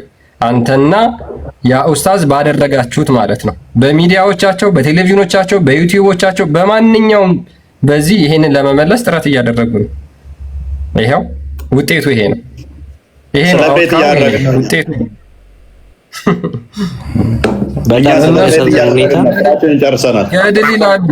ገድል ይላሉ የአላህን ጭንቅላት ገድል ላይ የሚያገኙት ይመስል ማለት ነው የአላህን ጭንቅላት ፍለጋ መሬት ላይ ምን እየተፈጠረ እንደሆነ እንግዲህ እስቲ አሁን ይህን በስንስራት አይተናል እዚህ ቲክቶክ ላይ የሚንጫጩትን አይተናል በግሩፖቻቸው ውስጥ የሚንጫጩትን አይተናል መሬት ላይ በየመስጊድ ውስጥ ምን እየተፈጠረ እንደሆነ እንመልከት እስቲ ከራሳቸው ተመልከቱ ይሄ የተፈጠረው እሑድ ነው ተመልከቱ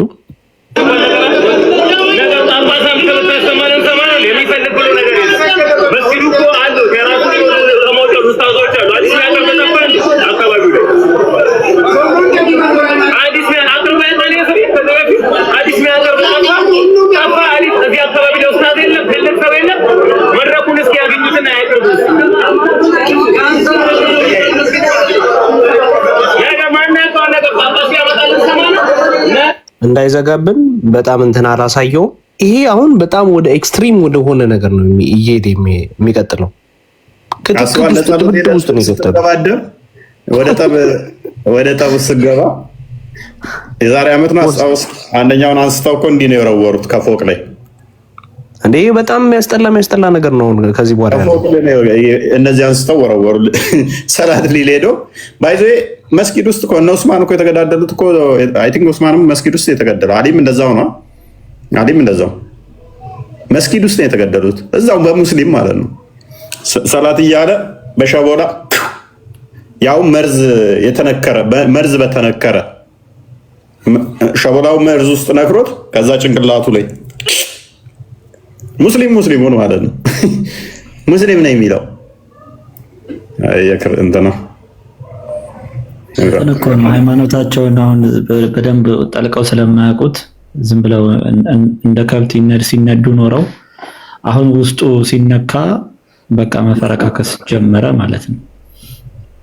ግን አሁን አህባሾቹም ይቀጥፋሉ። ለምሳሌ የሐነፊ መዝሐብ መስራች የሆነው ኢማም አቡ ሐኒፋ አልኪታብ ፊቅ አልአክበር በሚለው መጽሐፉ ላይ አላህ እጅ፣ ፊት፣ ነፍስ አለው ብሎ እነዚህን ያምናል። እንደዚህ የማይል ሙዕተዚላ እነዚህ የጠመመው አንጃ ነው ብሎ ራሱ ኢማም አቡ ሐኒፋ እንግዲህ ታላቁ ሊቃቸው እጅግር እንዳለ ያምናል ራሱ አላህ ማለት ነው። ሊቃውንቶቹ ራሱ አያውቁትም አላህን። እንኳን አሁን ያሉት ተራው እዛ ዘመን ጥንቱ ዘመን ላይ የነበሩት የሃይማኖቱ ሊቃውንቶች ራሱ አላህን በግልጽ አያውቁትም። መሐመድ ፕራንክ ሳይላቸው ሞተ። በጣም በሚያሳዝን ሁኔታ አልነገራቸውም። አሁን እኮ ችግሩ ምንድነው? እሱ መሐመድ ምንም የተናገረው ነገር የለም በአላህ ጉዳይ ላይ ቴዎሎጂካል ፓርቶቹን የሚያውቀው ነገር ስለሌለ እሱ በዝምታ አልፎታል። እሱ በዝምታ ማለፉ አሁን ላለው ጄኔሬሽን ግን የሚያዋጣ አይደለም። ምክንያቱም አልወለደም አልተወለደም ከምትል መፈክር ውጭ ሌላ የሚያውቀው ነገር የለም። መሐመድ ክርስቲያኖችን ለመቃወም አልወለደም አልተወለደም ብሎ አመጣ፣ በስጋ ክርስቶስ መምጣትን ለመቃወም። ከዛ በቃ ሌላ የሚያውቀው ቴዎሎጂ የለም፣ ምንም የሚያውቀው ነገር የለም። እስታክ አደረገበት እዛ ጋር። አሁን ጊዜው ተቀይሯል፣ ብዙ ጥያቄ ይጠየቃል። አሁን ችግር ሆነ። ስለዚህ በጊዜ ብዛት ውስጥ አፕዴት ያደረጓቸው ነገሮች አሉ ሊቃውንቶቻቸው ማለት ነው። ግን እንደዛም ሆኖ ስቲል ሰርቫይቭ ማድረግ አልቻሉ። ቲክቶክ ላይ ያሉትና አንዳንድ መሬትም ያሉት የዋብያ ኡስታዞች ለማስመሰልና ለመዋሸት ይጥራሉ። ግን አያዋጣችሁ።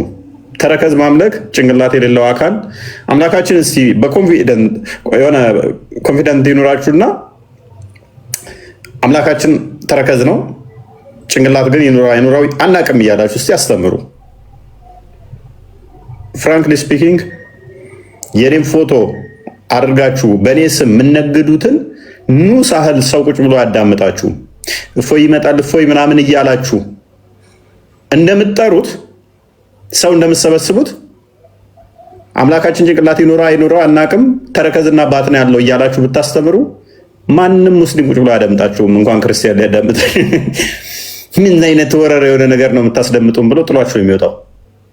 ለዚህ ነው ስለ አምላካቸው አልወለደም አልተወለደም ቢጤ አምሳያ የለውም ብለው ሮጦ መጽሐፍ ቅዱስ ውስጥ የሚገቡት።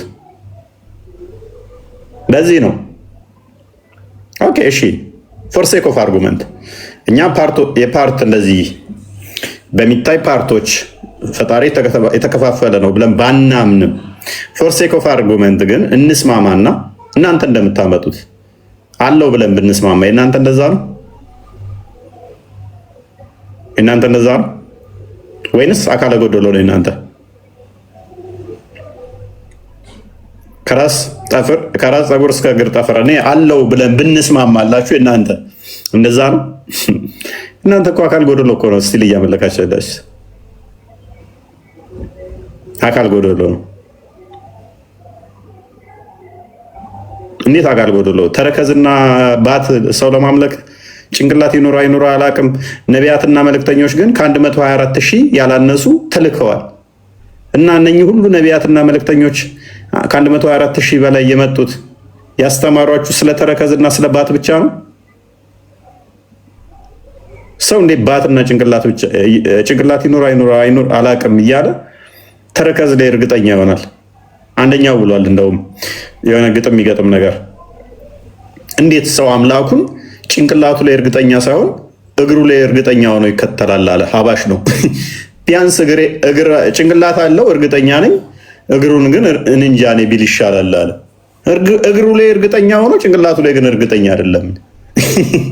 ታዲያ ይህንን ጣዖት እንዴት ነው የምትከተሉት? ይህን ፍጡር እንዴት ነው የምትከተሉት? ሜቢ ክርስቲያን የምታሳየው ቪዲዮ ካለ ቀጥል፣ ከዛ ወደ ንባቦች እንገባለን። ደግሞ እስከዛ ብሩኬ ማዘጋጀት ትችላለህ። ይችን ቪዲዮ ላሳይና እኔ እቀጥላለሁ ከብሩኬ በኋላ። ያ እንግዲህ ምንድነው እፎይ ይሄንን ነገር ካነሳ በኋላ ከውይይቱ በኋላ ማለት ነው ከዲቤቱ በኋላ አህባሾች ይሄንን ነገር በጣም በስፋት እየሰሩበት ይገኛሉና ወሃቢያዎች ደግሞ ይሄን ነገር ለማፈን የተጠቀሙበት ሲስተም ምንድነው ያላቸውን አስተምሮ ከማጥራት ይልቅ አህባሾችና ክርስቲያኖች አንድ ናቸው የሚል የሐሰት ትርክት እየተናገሩ ያው ተከታዮቻቸውን እንደ በግ የሚከተሏቸውን እንደ ጋሪ ፈረስ የሚከተሏቸውን ተከታዮቻቸውን ለማሳመን ይሞክራሉና ይሄ ነገር ምን ይመስላል የሚለውን አህባሾቹ ቪዲዮ እየሰሩ ይገኛሉና ላሳያችሁ እስኪ። ይችን ወሃቢያዎች ጂስም ባት አምላኪዎች ሰሞኑን ለክርስቲያኖች መልስ ሲያጡ ተበሳጭተዋል። አህባሾችና ክርስቲያኖች አንድ ናቸው እያሉ እኛ የኢትዮጵያ ሙስሊሞች ከኢትዮጵያ ክርስቲያኖች ጋር አንድ ነን። በምን? በሀገራችን ጉዳይ ማንም ሊለያየን አይችልም። በሀገራችን አንድ ነን። ሀገራችን ማንም ሊለያየን ስለማይችል ወይ ዜግነትን ትቀይራለህ ታወቅ የት እንደመጣህ ስለማትጠሞ አህባሽ ስለሚለን ከዜግነቱም አህባሻዊ አይደለም ዋሃብይ፣ ከእምነቱም ሙስሊም አይደለም። እምነቱ ስለማይታወቅ የት እንደመጣ ስለማትታወቅ ወፍ ዘራሽ ሁሉ ወይ ዜግነትን ትቀይራለህ ወይ እምነትን ተስተካክለ ትገባለህ ወደ እስልምና፣ አሊያ ምንነትህ አይታወቅም ነው ምን ምንነትህ አይታወቅ ከኢትዮጵያ ውስጥ ጥፋ አቋም ከሌለ ሙስሊም። ያ እንግዲህ በነገራችን ላይ ዋሃቢዎች ይሄ ምንድነው ትልቁ ነገር የነሱ መሰረታቸው ውሸትና ሐሰት ስለሆነ ነውና ያለ ውሸት ያለ ሐሰት ያለ ፕሮፓጋንዳ ያለ ፖለቲካ አንድ ስቴፕ 5 ደቂቃ መቆየት የማይችል ሃይማኖት ነው።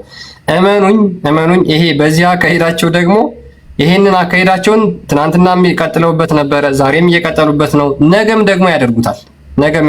ስለዚህ አሁን አብዛኛው ሙስሊም ማህበረሰብ ይሄን ነገር በደንብ እየተረዳ ነው፣ በደንብ አውቀውታል። በደንብ ማህበረሰቡ ላይ መሬት ድረስ ወርዶ እየሰራ ስለሆነ ምንም ችግር የለውም። ቀጥሉበት፣ እናንተ ውሸታችሁም ማጭበርበራችሁም ቀጥሉበት። ህዝቡ እውነታውን ያውቃል።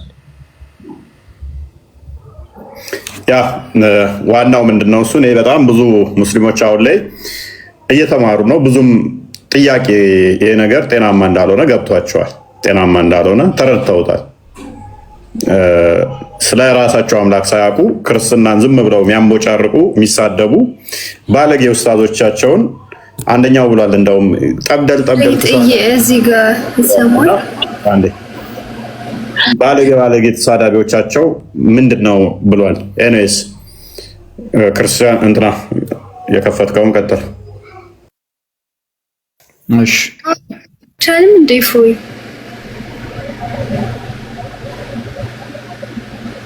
አይሰማም። ታሚያለሽ ቀጥያለሽ ታወሪያለሽ። እሺ አንዴ ቆይ። ያ መጽሐፍም ለምትፈልጉ ደግሞ መጽሐፍ ደግሞ አለን፣ እኛ ማስረጃዎች አሉን ስለ አምላካችን። ለራሳችሁ መጀመሪያ ማለት ስለ ክርስትና ሃይማኖት እስኪ ንገረን። ቆይ ተረጋጊ ታችን አምላክ እየሮጠ እኮ ነው። ይሄኔ ተረጋጊ። ቆይ ይሄኔ እየሮጠ ደግሞ እያለከለከ ነው። ይሄኔ ቆይ አንዴ ተረጋጊ። የሚታረቂ መጽሐፍ ሲከፈት አትረብሹ። ኦኬ ለምሳሌ በዚህ መጽሐፍ ላይ አልመጅሙዕ አልሙጊዝ መጽሐፍ ስለ ብርቅዬ ቁርአንና ሐዲስ ታላቅ ይላል አቡ ሙሳ አልመዲኒ። መጽሐፉ ላይ እንግዲህ ቅድም አላህ በቦታ የተገደበ መሆኑን አይተናል። እንደሚሮጥ ደግሞ ከራሳቸው ሊቃውንቶች አይተናል። ሩጫውም ዘይቤያዊ ሳይሆን ሊትራል እንደሆነ አይተናል ነው። ለምሳሌ ሩጫው ምን አይነት ነው ሲባል እዚህ ጋር ይናገራል። በእግር ሩጫና በፈጣን የእግር ጉዞ መካከል ያለ ነው ማለት ነው። ስለዚህ አላህ ሩጫው ራሱ ምንድነው? ሶምሶማ ነው ማለት ነው። ፈጣን ሩጫ ማትሉትም ፈጣን እግር ጉዞ ማትሉትም በሁለቱ መካከል ያለ ነው የአላህ ሩጫ ማለት ነው። በስንት እግር ነው የሚሮጠው? ቆይ አንዴ ልጨርስ ከድሬ። በቦታ መገደቡን ካመንን ማለት ካመናችሁ በቦታ መገደቡን አምናችሁ እንደሚሮጥ ደግሞ ካመናችሁ ሌላ ቦምብ ልስጣችሁ። እዚህ ጋር ምን አለ? ራሱ ይሄው የፈረደበት ሼህ ኢብኑ ተይሚን በዚሁ በመጅሙዕ አልፈትዋ ገጽ 174 ላይ ያስቀምጣል። 85ኛው ጥያቄ ተጠይቋል። ምንድነው የተጠየቀው? ዱ ዊ አትሪቢዩት ታየርድነስ ቱ አላህ፣ ደካማነት ለአላህ ባህሪ ተብሎ ይሰጣል ወይ ብሎ የተጠየቀ ጥያቄ አለ። ትርጉሙን እዚህ ጋር ስላለ ለሁሉም ላንብበው። ሼኩ ተጠየቁ ይላል፣ እናንተ እስክትደክሙ ድረስ አላህ አይደክምም ከሚለው ስምምነት ከተደረገበት ሐዲስ አላህ በመድከም ባህሪ ይገለጻል ብለን እንረዳለን ወይ? ጥያቄ ምልክት ተጠየቀ ማለት ነው። በዚህ ሐዲስ መሰረት ለአላህ የድካም ባህሪ አለው ብለን መናገር እንችላለን ወይ ሲባል ሼኩ መለሰ። በንግግራቸው እንዲህ በማለት መለሱ። በአህለል ሱና ወልጀማዓ ዘንድ መሰረታዊው ህግ እኛ የላቀውንና የተከበረውን አላህ ራሱን በገለጠበት ነገር ሁሉ ፍጹም አምሳያ ሳናበጅ እንዴትነቱን ሳንወስን እንደምንገልጸው የታወቀ ነው አለ። ስለዚህ እንደፈረደበት የሰውዬ ሊያምን ነው ማለት ነው። አላህ ይደክማል ብሎ በቃ አላህ ገለጸ፣ አማራጭ የለውም። አቂዳው ያስገድደዋል ግዴታ። ከሮጠ በኋላ የሚደክመው ግን ሳይሮጥ ነው የሚደክመው። አይ ከሮጠ በኋላ ነው እንጂ ምክንያቱም ሩጫ የአካል እንቅስቃሴ ስላለው የአካል እንቅስቃሴውንም ስላመነ ከዛ በኋላ የሚመጣ ድካም ይኖራል ማለት ነው። አረጋና ከደከመው በኋላ ደግሞ እንደሚያደርግ አሳያችኋለሁ። በመሆኑ ይህ ሐዲስ ለአላህ መድከም እንዳለው የሚያሳይ ከሆነ የአላህ መድከም እንደኛ መድከም አይደለም። ልክ የአላህ እጅ እንደ ሰው እጅ አይደለም እንደሚሉት የአላህ ድካም እንደኛ ድካም አይደለም። ይልቁንም እርሱ በውስጡ ምንም አይነት ጉድለት የሌለበት መድከም ነው። ፍጹም ድካም ፍጹም አለመድከም። በየትኛው ዓለም ቋንቋ ነው ድካምነት የፍጹምነት መገለጫ አይሆንም? ደካማነት የፍጹምነት መገለጫ የሆነው በየትኛው ዓለም ቋንቋ ነው? ቤትም ሎጂካል አይደለም። ኦሬዲ ቃሉን ከተቀበለ ይዞት የሚመጣውን ትርጉም መቀበል ግዴታ አለበት። ምን አለ? የሰው ልጅ መድከም ግን በውስጡ የጉድለት ነገሮች አሉበት። ምክንያቱም ሰው የመሸከም አቅም በማጣቱ ምክንያት ከወረደበት ነገር የተነሳ የስነ ልቦናና በአካል ይደክማልና የአላህ መድከም ግን ይህ ሐዲስ በእርሱ ላይ የሚያመለክት ከሆነ አላህ እንደሚደክም ሐዲሱ የሚያመለክት ከሆነ ለአሸናፊውና ለላቀው አላህ የሚገባውና በማናቸው መልኩ ጉድለትን የማያካትት መድከም ነው ይላል። ስለዚህ ፍጹም ደካማ ነው። ጎዶ የሌለበት ሰዎች ከድር ማልጀተከነ አረ ይሄ እምሮጥ ምን ማለት ነው? ኡፎይ እምሮጥ ማለት ነው። ገነቱ ራሱ ቢከለክል ሁለት ሰው ትመድብበትና ከነሱ ጋር ይሮጥ ብለህ እሱ ስሮጥ ትገባለህ። እሱ ሲሮጥ ወደ ገሃነም እኮ ነው የሚሄደው። እሱ ሲጀመር ወደ ገሃነም ሲሮጥ አንተ ገነት ትገባለህ። ለሰው መድበህ እነሱን ሲያበር ይመች። እሱ ዳራሩትና እሱ ሲደክም ቀስ ብለህ ትገባለህ አንተ። እንደዚህ እየተባባላችሁ አንድ መስጊድ የምትሰግዷን ነገር ነው ደስ የሚለኝ። አይ ነገ የሆነ ጊዜ እጠይቃቸውና ቀስ ብዬ ቪዲዮ ቀዳቸዋለሁ። ምን እንደሚሉት ያለ ያብዳሉ። እሱ ሲያባረር የገነት ገባለሁ። አንድ ፎይ ማውራት ፈልጋለሁ። እውነት አንተ የምታስተምር ከሆነ ለምን ኢምራን ጋር መጥቶ ይማር ተሰራ ነው ይማር። ጥያቄ ካለው እንመልስለታለን። ይምጣ ጡጦን ይጨርስ መጀመሪያ። ጥያቄ ካለው ይምጣ እንመልስለታለን። ይማር ከሰራው ነው ወጥቶ ይጠይቅ። ቀጥታ ነው የምንወስደው ለሚሉት ግን እፎይ በዛውም አብረው እንዲያዩት ቀጥታ የሚያዩት ከሆነ ቁርአኑ ላይ ያለውን ነገር ቁርአን 42:51 ላይ ለምሳሌ አላህ ሂጃብ እንደሚለብስ ይናገራል። አላህ ሂጃብ ይለብሳል ወይ? በተፍሲሮቹ ውስጥ ለምሳሌ ተፍሲሩል ቁርጡቢ 104ን ሲተረጉም እንደዚሁ አላህ ከአርሹ በታች የሚልከው የወንዶች ፈሳሽ እንዳለ ይናገራል። ሌሎቹ ሙፈሲሮቹ በመታወቂያ ስሙ ስፐርም ብለው ነው የሚጠሩት። አለው ወያስ ቀጥታ ከሆነ የሚረዱት ማለት ነው። የእጁ የእግሩ የምናምኑ ጉዳይ ሳይሆን የእግሩ ሂጃባ ሲጀመር እቺ ብርሃናዊ ሂጃብ ምናምን በሐዲስም በጣም ብዙ ቦታ ሁሉ ተነግሮላታል። ስለዚህ ያንንስ ቀጥታ ነው ወይ የሚረዱት? በአህባሽና በወሃብያ መካከል ውብ አህያ በሁለቱ መካከል ልዩነት አለ ወይ? ቀጥታ ከተረዱት ማለት ነው። በጣም ብዙ የምናነሳቸው ጉዳዮች አሉ ቀጥታ የሚነሳ ከሆነ። ስለዛ ከድር ነገ ይህንን ማብረ ብትጠይቅ ጥሩ ነው። ስትጠይቅ ማለት ነው ብርሃናዊ ሂጃብ ፍጡር ናት ወይስ ፈጣሪ ናት ምናምን የሚለውንም አብረ በዛው አያይዘህ እንድትጠይቅ ለማለት ነው። ይሄንን ትልቅ ኡስታዝ በቃ ታዋቂ የተባለ ኡስታዝ ቀስ ብዬ እጠይቃለሁ። ታዋቂ የተባለው ከስር ያለው ሜቢ ዋልያ ከሆነ ከሱ ጋር ታወራላችሁ። ሳዲ ወይ ፎይ ሰላም ነው? ትቀጥላላችሁ ፎይ ዝጋዎች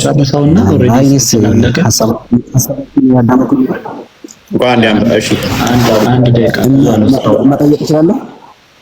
ቆይ ትቀጥላለህ። አንዴ የጨርሰው አንብቦ ስለ አላህ ትጠየቃለህ እንጂ ትመልሳለህ። ስለዚህ አሁን ባነበብነው መሰረት አላህ እንደ ፍጡር ያልሆነ የመድከም ባህሪ አለው ነው። ይሄ ድካሙ ደግሞ ፍጹምነት ነው የሚል ኢሎጂካል ክሌም አስቀምጧል። ይሄ ሐሰት ነው። ስለዚህ ሲሊ ጥያቄዎች ማንሳት እንችላለን። ለምሳሌ ሙስሊሞች እንደሚያልፍ አላህ ሲደክመው ማን ነበር ዓለምን የሚያስተዳድረው ማለት ይቻላል። ደካማ ነው ኦልሬዲ አምላካችሁ። ድካም ብቻ ደግሞ አይደለም መሰላቸትም እንዳለበት ይናገራል። ስለዚህ አላህ ምን ያደርጋል ሲደክም የሚለውን እዚሁ መጽሐፍ ላይ አልሙስተድራቅ አለ ሳሂሃይን እንዲሁም የአቡ ያዕላ የቃዲ አቡ ያዕላ መጽሐፍ ላይም ማየት ይቻላል። ምን እንደሚያደርግ ተመልከቱት። ቃታዳህ ነው እንደሚለው ቃታዳህም እንዲህ አለ። በመስጊድ ውስጥ ተቀምጠው እንዲሁም ላሳያችሁ። ይሄ ከላይ ያለው ኢስናዱ ነው። ይሄ በጥቁር የምታዩት ሰነዱ ነው። የሰዎቹ የዘጋቢዎቹ ሰንሰለት ነው። እኔ በመስጊድ ውስጥ ተቀምጬ ሳለሁ ቃታዳ ኢብኑን ኡማን መጣና እያወጋ ተቀመጠ። ሰዎችም ወደ እርሱ ተሰበሰቡ። ቃታዳም አንተ የሁነይን ልጅ ሆይ አቡ ሰይድ እንደታመመ ተነግሮናልና ወደ እርሱ ይዘኸኝ ሂድ አለ። ይዞንም ሄደ። ከዛስ አቡ ሰይድ ዘንድም እስክንገባ ድረስ ተጓዝን። እርሱንም ቀኝ እግሩን በግራ እግሩ ላይ አንስቶ በጀርባው ጋደም ብሎ ተኝቶ አገኘው ማለት ነው። አቡ ሰይድ የተባለ ሰው በጀርባው ተኝቶ ቀኝ እግሩን በግራ እግሩ ላይ ጋደም አድርጎ ተኝቶ አገኘው። ሰላምታ አቀረብንለትና ተቀመጠን። ከዚያም ቃታዳ እጁን ወደ አቡ ሰይድ እግር ዘረጋና እጅግ የበረታ ቁንጥጫ እጁን አንስቶ እጅግ የበረታ ቁንጥጫ ቆነጠጠው። አቡ ሰይድም ሱብሃንአላህ የወንድሜ ልጅ ሆይ አሳመምከኝ እኮ አለ። ከዛ ቃታዳ ምን አለ? ቃታዳ ማለት ያው ተአቢን ነው። ቃታዳ ምን አለ? እኔም የፈለኩት እሱን ነው። የአላህ መልእክተኛ እንዲህ ብለዋልና አላህ ፍጥረቱን በፈጸመ ጊዜ በጀርባው ጋደም አለ፣ ተኛ ማለት ነው። ማን ነው ይሄ? አላህ ፍጥረትን በጨረሰ ጊዜ በጀርባው ጋደም አለ። ሱብሃንአላህ። ከዚያም አንደኛ እግሩን በሌላኛው እግሩ ላይ አነሳ፣ አጣመረ ማለት ነው እግሩን በጀርባው ተኝቶ። ከዚያም ከፍጥረቶች መካከል ለአንድም አካል ይህንን ሊያደርግ አይገባውም አለ ብሎ ይህንን ይናገራል። ከዛ አቡ ሰይድ ምን ይላል? አቡ ሰይድ ምን አለ? ጥፋት የለውም ወንጀል የለበትም በአላህ እምላለሁ ይህንን መቼም ቢሆን ዳግመኛ አላደርገውም አለ። ስለዚህ አቡ መሐመድ አልኸላል እንዲህ አሉ። ይህ ሐዲስ ሰንሰለት ወይም ኢስናዱ ያሉት በሙሉ ታማኞች ጡቃት ናቸው ይላል። እነርሱም ከታማኝነታቸው ጋር የሁለቱ ሳሂህ መጽሐፍት የቡኻሪና የሙስሊም መስፈርት ናቸው ብሎ ዘጋቢዎቹን ያቀርባል። እዚህ ላይ ብቻ ሳይሆን ተፍሲር አልጠበሪ ላይ ይሄንንም ታሪክ ታገኙታላችሁ። ይሄው ተፍሲር አልጠበሪ ሱራ 42:5 ላይ እዚህ ጋር ያስቀምጠዋል። የተጠየቁትን ጥያቄ አለ። እቺን አንስቼ ተቀጥላላችሁ። አላህ ሲደክመው እንዴት ጋደም እንደሚል ጌታችን የት ነው ተብሎ ተጠየቀ።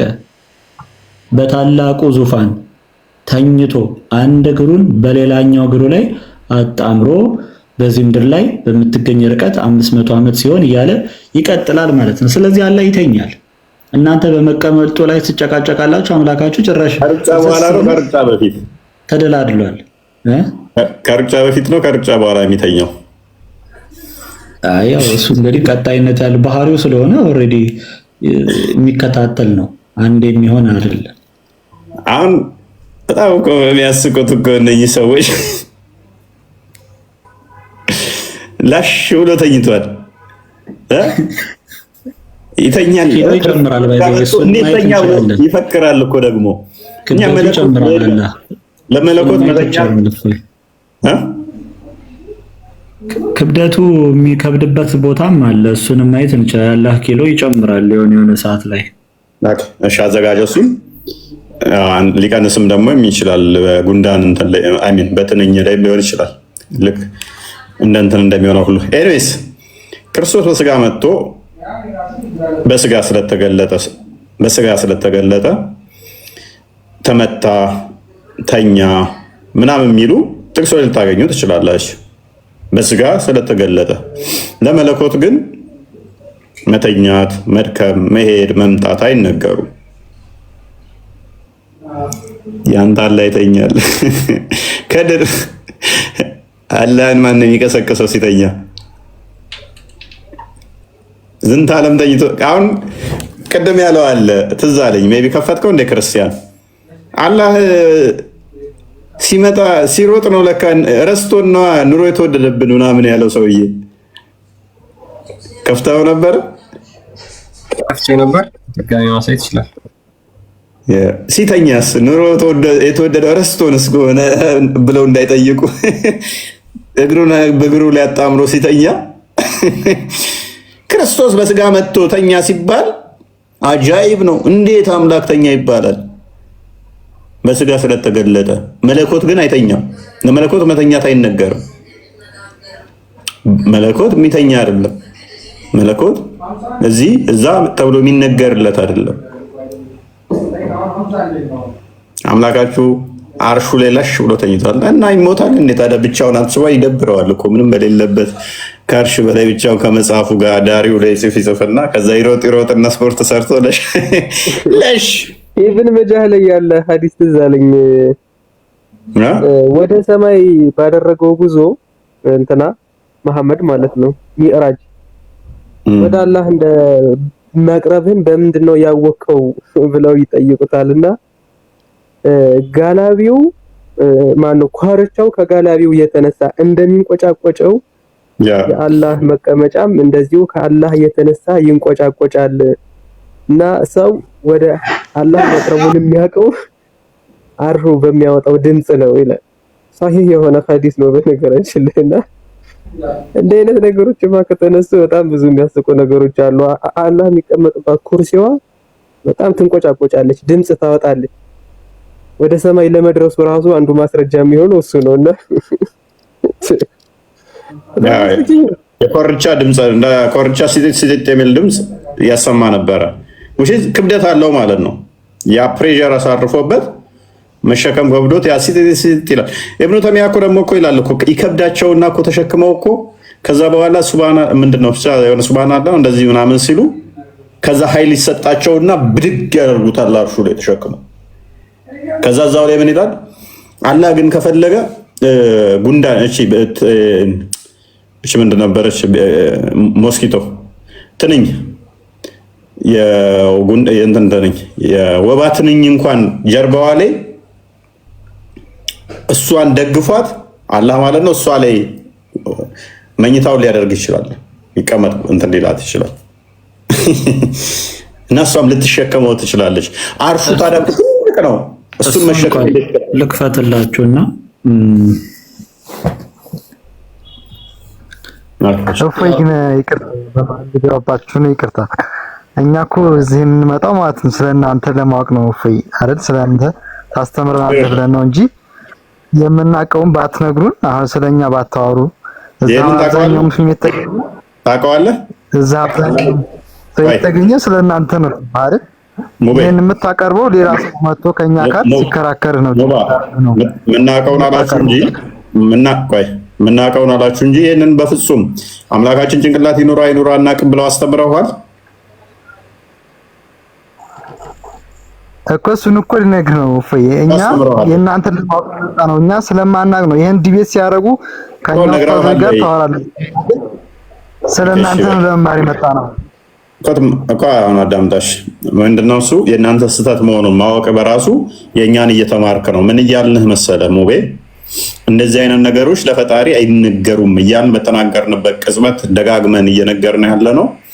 እንደዚህ አይነት ነገሮች ለፈጣሪ የሚነገሩ አይደሉም፣ ለፍጡራን የሚነገሩ ናቸው ስንል የእኛ ከእናንተ ይለያል እያልናችሁ ነው። ቀጥል ብሩክ።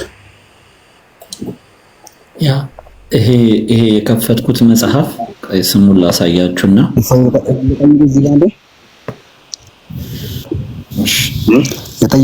ለጠይቅህ እዚህ ጋር ለፈጣሪ አይነገርም ባልክበት ሀሳብ ላይ ማለት ነው። ኦኬ ይሰማል? አዎ ይሰማል። አሁን እግር ወይ እጅ የሚለው ለፈጣሪ አይነገርም እያላችሁ ነው አይደል? አሁን እየተባለ ነው አሁን በዚህ አይደል? ኦኬ አዎ። እሺ ለፈጣሪ እንትንስ አሁን እውቀት ለምሳሌ እውቀት አለው ብለን ማናገር እንችላለን አይደል? ነው ፈጣሪ እውቀት አለው ስትል ምንድነው እሱ? አሁን ፈጣሪ ሁሉ ነገር ያውቃል፣ ያያል፣ ይሰማል እንላለን አይደል? ያ ለማየት ግን ኮንተንጀንት ነው ብለህ ታምናለህ ፈጣሪ? አይ ብቻ እንዲህም እየጠየቁ ነው። አሁን እውቀት አለው ብለን እናምናለን አይደል? እውቀትም ስትል ያያልም ስትል ኮንተንጀንት ነው ብለህ ታምናለህ? ፈጣሪን ኮንተንጀንት ነው ብለህ ታምናለህ? ልጠይቅና ወደዛው እንሄዳለን። እና አሁን እውቀት አለው እያልን አይደል? አሁን እሱ እሺ የሰው ልጅም እውቀት ይኖረዋል። አሁን ታዲያ እውቀት የሰው ልጅም አለው ፈጣሪም እውቀት አለው። አልተመሳሰለብንም? መልካም። ያንተ እውቀት ኮንተንጀንት ነው አይደለም? ኦኬ እሺ። ያንተ እውቀት የተገለጠልን ነው የምታውቀው አይደለ? የምታየውስ የሚታይ ነገር ነው የምታየው አይደለ? ኦኬ። ፈጣሪ እንደዛ ነው ጥገኛ ነው ብለህ ነው የምታምነው? አይ እንደዛ አይደለም። እሱ ምንም ነገር አይጋርደውም፣ ምንም ነገር ያያል፣ አንደኛ ነገርም ያውቃል ብለን እንላለን። ያ አንደኛ አንተ የነገሮች ጥገኛ ነህ፣ ለማየትም ለማወቅም የነገሮች ጥገኛ ነህ። ፈጣሪ ግን የነገሮች ጥገኛ አይደለም። አንድ ሁለተኛ አንተ ለማየትም ለማወቅም ፓርቶች ያስፈልጋል። ለማየት አይን ያስፈልጋል፣ ለመስማት ጆሮ ያስፈልጋል አይደለ? እውቀትም ደግሞ ሪዝን አውት ለማድረግ እውቀት ያስፈልጋል። የሆነ የራሱን የሆነ እድገቶች አሉብህ አይደለ? አልኩህ እኮ አሁን እዚህ ላይ እሱ እውቀት አለው። ፈጣሪ ግን እንደዛ አይደለም። አንዴ ፈጣሪ ግን እንደዛ አይደለም። ትንቢተ ኢሳይያስ ምዕራፍ 65 አንዴ አዳምጠኝ። ትንቢተ ኢሳይያስ የምን ሐሳብ አዳምጠኛ። ሐሳቤን መጀመሪያ ተረዳይ ብዬ ነው። እሱን እንላለን እኮ ልታገናኘው የሞከርከው ላጥራለህ። እሺ እሺ በትክክል ጠይቅህና ማን እውቀት የሚለው የሰው ልጅም አለው አምላክም አለው እውቀት። አሁን የሰው ልጅም እጅ አለው አምላክም እጅ አለው ብንል የአምላክን እጅና የሰውን እጅ ለምን እናመሳስለዋለን? የሰውን እውቀትና የአምላክን እውቀት እንዳላመሳሰል ነው ሁሉ ማለት ነው። ኦኬ እሺ አንዳዳምጥ። ኦኬ መጽሐፍ ቅዱስ እንደዚህ ይላል፣ እንዲህም ይሆናል ሳይጣሩ እመልስላቸዋለሁ፣ ገናም ሳይናገሩ እሰማቸዋለሁ ይላል። ይሰማል ያውቃል አይደለ ፈጣሪ? ልክ ነው። እሱ እኮ ያለምንም እንትን ይመልሳል ሁሉ ነገር ያለምንም። ፕሊዝ አንተ የምታውቀው የነገሮች ጥገኛ ነህ አይደለም? የምታውቀው የተገለጠው የምትሰማውን ነው አይደለ? ዋው አንድ ሰው ሳይጠራ ትሰማለህ? አልሰማም። የዛሬ ዓመት እኔ ነገ ሳልጠራ ዛሬ ለወኘ ነገ እንደምጠራ ዛሬ ትሰማለህ? አይ እሱንም አልሰማም፣ አላውቅም። ስለዚህ ለምን ታገናኘዋለህ? ማይገናኝ ታዲያ። ፈጣሪ ግን ይሰማህ ዘንድ ያንተ ድምፅ አያስፈልገው። ያንተ ድምፅ ማያስፈልገው ከሆነ ይሰማህ ዘንድ ፕሊስ አደረበኛ ሳትጣራው የሚሰማህ ከሆነ ገና ሳትጠራ ገና ሳትሰራ የሚያውቅህ ከሆነ እውቀትን ያንተን እንዳንተ ዲፔንደንት የእንትኖች ለምን ታደርገዋለህ? እኔም አውቃለሁ እሱም ያውቃል የሚል እውቀት የሚለው በራሱ ሊሚቴሽን ስላለው ማለት ነው፣ ገደብ ስላለው። እውቀት የሚለው ራሱ አወቀ አንድ ነገር ከተባለ ፕሮሰስ ስለሆነ አንዴ ፕሊስ አወቀ የሚለው ራሱ ፕሮሰስ ስለሆነ ለፈጣሪ ግን የሆነ እንደዚህ እውቀትን እንደ ፕሮሰስ አድርጋ ማምጣትም ስለሌለበት የሆነ ጥገኛ ስላልሆነ የሆነ አካል ላይ የሆነ እንትን ላይ ይሄ እንደዚህ ሆነ የቀዩ ነው የጥቁር ነው የትክክል ነው የስተት ነው የሚሉ በእንደዚህ አይነት ውስጥ ነው አንተ አወቅኩ የምትለው እያገናዘብ ከዚህ ይሄንኛው ይሻላል ይሄንኛው ከዚህኛው ይሻላል እያልክ ፕሮሰስ ነው እውቀት በራሱ ማለት ነው። ለፈጣሪ ግን እንደዛ አይደለም። በፕሮሰስ ከሆነ እጅና እግር ላይም እንደዚህ ማድረግ ለምን አንችልም? ይህን ፕሮሰስ ለምን እናመጣለን? ይሄኛውን በዚህ አይነት በእኛ ቅርጽ ለምን እናደርጋለን? መልካም እንደዛ እንዳናደርግ ለምን እንደሆነ ታውቃለህ? እሺ ኦኬ እንደኛ እንዳናደርገው የሚገድቡን ነገሮች አሉ። እንደኛ አይደለም ብለን እንዳንይዘው ሎክ አላህ ቀኝና ግራ እጅ አለው አይደለ? አለው። እሺ እንደሱን አላውቅም። እሺ ያ ግራና ቀኝ አለው። ያው ባለፈው ዲቤት ሄደም ካየው ጠይቄው ነበር ይሄን ጥያቄ ግራና ቀኝ ነው ወይንስ ቀኝ ብቻ የሚል ጠይቄው ነበር። ግራና ቀኝ የሚል ነው መለሰው አለ ሐዲስ። ኦኬ ግራና ቀኝ ካለው ይሄውን ዳይሬክሽን ነው። በደንብ አስተውል። ግራና ቀኝ የሚለው ንግግር አቅጣጫን ይዞ የሚመጣ ነው። የፍጡር ባህሪን ይዞ የሚጎትት ነው። ግራና ቀኝ የፍጡር ባህሪን የሚጎትት ከሆነ ሳትፈልግ አሁን ወደ መመሳሰል ውስጥ መጣብህ ማለት ነው። የፍጡር ባህሪን ጎትቶብህ መጣ። ምን የሚለውን እጁ ብቻ ሳይሆን እጅ የሚለው መመሳሰሉ ብቻ ሳይሆን የፍጡር ባህሪን ምን አመጣብህ? ዳይሬክሽን እና ዳይሜንሽን እንትኖችን አቅጣጫ ዞብህ መጣ። ግራና ቀኝን ዞብህ መጣ። ግራ አለ፣ ቀኝ አለ። እነኚህ ደግሞ ግራና ቀኝ በስፔስ እና ፕሌስ ውስጥ የሚገለጡ ናቸው። አንደኛው ይሄ ነው። ሁለተኛው እጁ ራሱ 5 ጣቶች አሉት። ሁለት እጅ መሆኑ ከኔ ጋር መመሳሰሉ ብቻ ሳይሆን 5 ጣቶች አሉት። ሌላኛው ችግር ነው። እስቲል ይሄንኛውን እንለፈው ብንል ደግሞ እስቲል አሁንም ደግሞ ምን ያመጣባል? መዳፍ አለ። ኦኬ ይሄንንም እንለፈው ብንል ይታያል። የሚታይ ነገር በሙሉ ደግሞ በደንብ አስተውል። የሚታይ ነገር ዳይሬክሽን ያለው የሚታይ ነገር ከሆነ ደግሞ የቦዲ ባህሪ ነው። የሚታይ ከሆነ ዳይሬክሽን ካለው የቦዲ ባህሪ ነው። መሄድ መምጣት ደግሞ ስቲል ይነገርለታል ያ አካል። ስለዚህ ይሄ አካል አንተ እንዳልከው ከኔ ጋር ላይመሳሰል ይችላል። በምኑ በመልክ በመጠን ላይመሳሰል ይችላል። ቦዲነቱን ግን አይለቅም። አልኩ እኮ አሁን እኮ እንደምልህ እጅን በለው ጣትን በለው መዳፍን በለው ያንን ነገር እኛ ጋር አምጥተን ለምን እንመስለዋለን? አሁን ጥያቄ ገባ አይደለም? አንድን እውቀትን እኛ ላይ አምጥተን እንዳልመሰል ነው ሁሉ እውቀት አሁን ለምሳሌ ብዙ እውቀቶች አሉ ሊያያዝ ይባል ነገር አለ። ያንን እኛ ጋር እንዳላመጣ ነው ሁሉ ሳሊ የሰጣውን ነጥቦች መጠበቂያዎቹ አይመሳሰልም እንዳንል እኮ እንትን ያለን ምንድነው? እሱ ያለ መመሳሰልን እና አይመሳሰል። እሺ ሰዋት አለመመሳሰሉ ሳሊ ምን መሰለ ካርሚታ እሺ አይመሳሰል ብዬ ካንተ ጋር ተስማማው ችግር የለብኝም እኮ ነው። ፕሊስ ካርሚታ አለመመሳሰሉ ቦዲነቱን ዲናይ እንድታደርግ አደረገው። ኦኬ እሱ 5 ጣት አለው እኔም 2 እጅ አለኝ፣ እሱ 2 እጅ አለው። እንደኔ 5 ጣት አለው፣ ግራና ቀኝ አለው፣ እኔም ግራና ቀኝ አለኝ። ከኔ ጋር አይመሳሰልም። ሶዋት የሱ ቀይ ትልቅ ሊሆን ይችላል፣ የሱ ትልቅ ሊሆን ይችላል፣ የሱ ጠንካራ ሊሆን ይችላል፣ ወይ ለስላሳ ሊሆን ይችላል፣ የሱ ውስጡ ክፍተት ያለው ሊሆን ይችላል፣ ወይንም እንዳርማታ ድፍን ሊሆን ይችላል። ይሄ ፖይንት አይደለም። የሚታይ ነው፣ የተገደበ ነው፣ የፓርት ጥገኛ ነው፣ ኢቭን ክፍልፋይ ያለው ነው። ይሄ ክፍልፋይ ማለት ነው። አሁን ለምሳሌ 2 ተብሎ የሚቆጠር ከሆነ 1 2 ተብሎ ጣቶቹ የሚቆጠሩ ከሆነ ፓርቲሽን አለው ማለት ነው።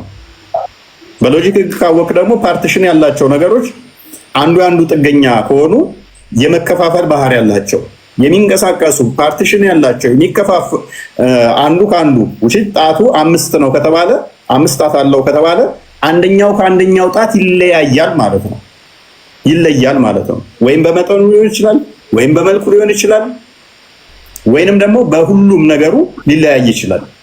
እነኛ አንዱ ካንዱ የሚለይበት ፓርቲሽኑ በራሱ ደግሞ ፍጡር ወደ አለመሆን ወይን ይመጣል።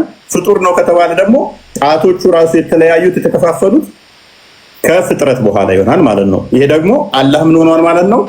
ቼንጅ አድርጓል፣ ራሱ ላይ ለውጥ መጥቶበታል ማለት ነው። እያንዳንዱ የሚሄድ የሚመጣ ገደብ ያለው ነገር እሱ ደግሞ ሆሉ በፓርቶች የተገነባ ከሆነ ፓርቶቹ ፒረር ይሆናሉ ለሆሉ ማለት ነው። ይሄ ደግሞ ምን ያመጣባል መሰለ? የመከፋፈልና ለአደጋ ኤክስፖዝድ የሆነ ነው። ኮራፕትድ የመሆን ቻንሱ ሃይ ነው። ኮራፕትድ ነው። በየትኛውም ሎጂክ ኮራፕት ነው የሚሆነው። ኮራፕት የሚሆን ነገር ሁሉ ደግሞ ምንድነው? ፍጡር ነው። ሲል ከኔ ጋር አይመሳሰልም ብዬ በወስድልህ ራሱ ኮራፕት ከመሆን አይተርፍም ማለት ነው።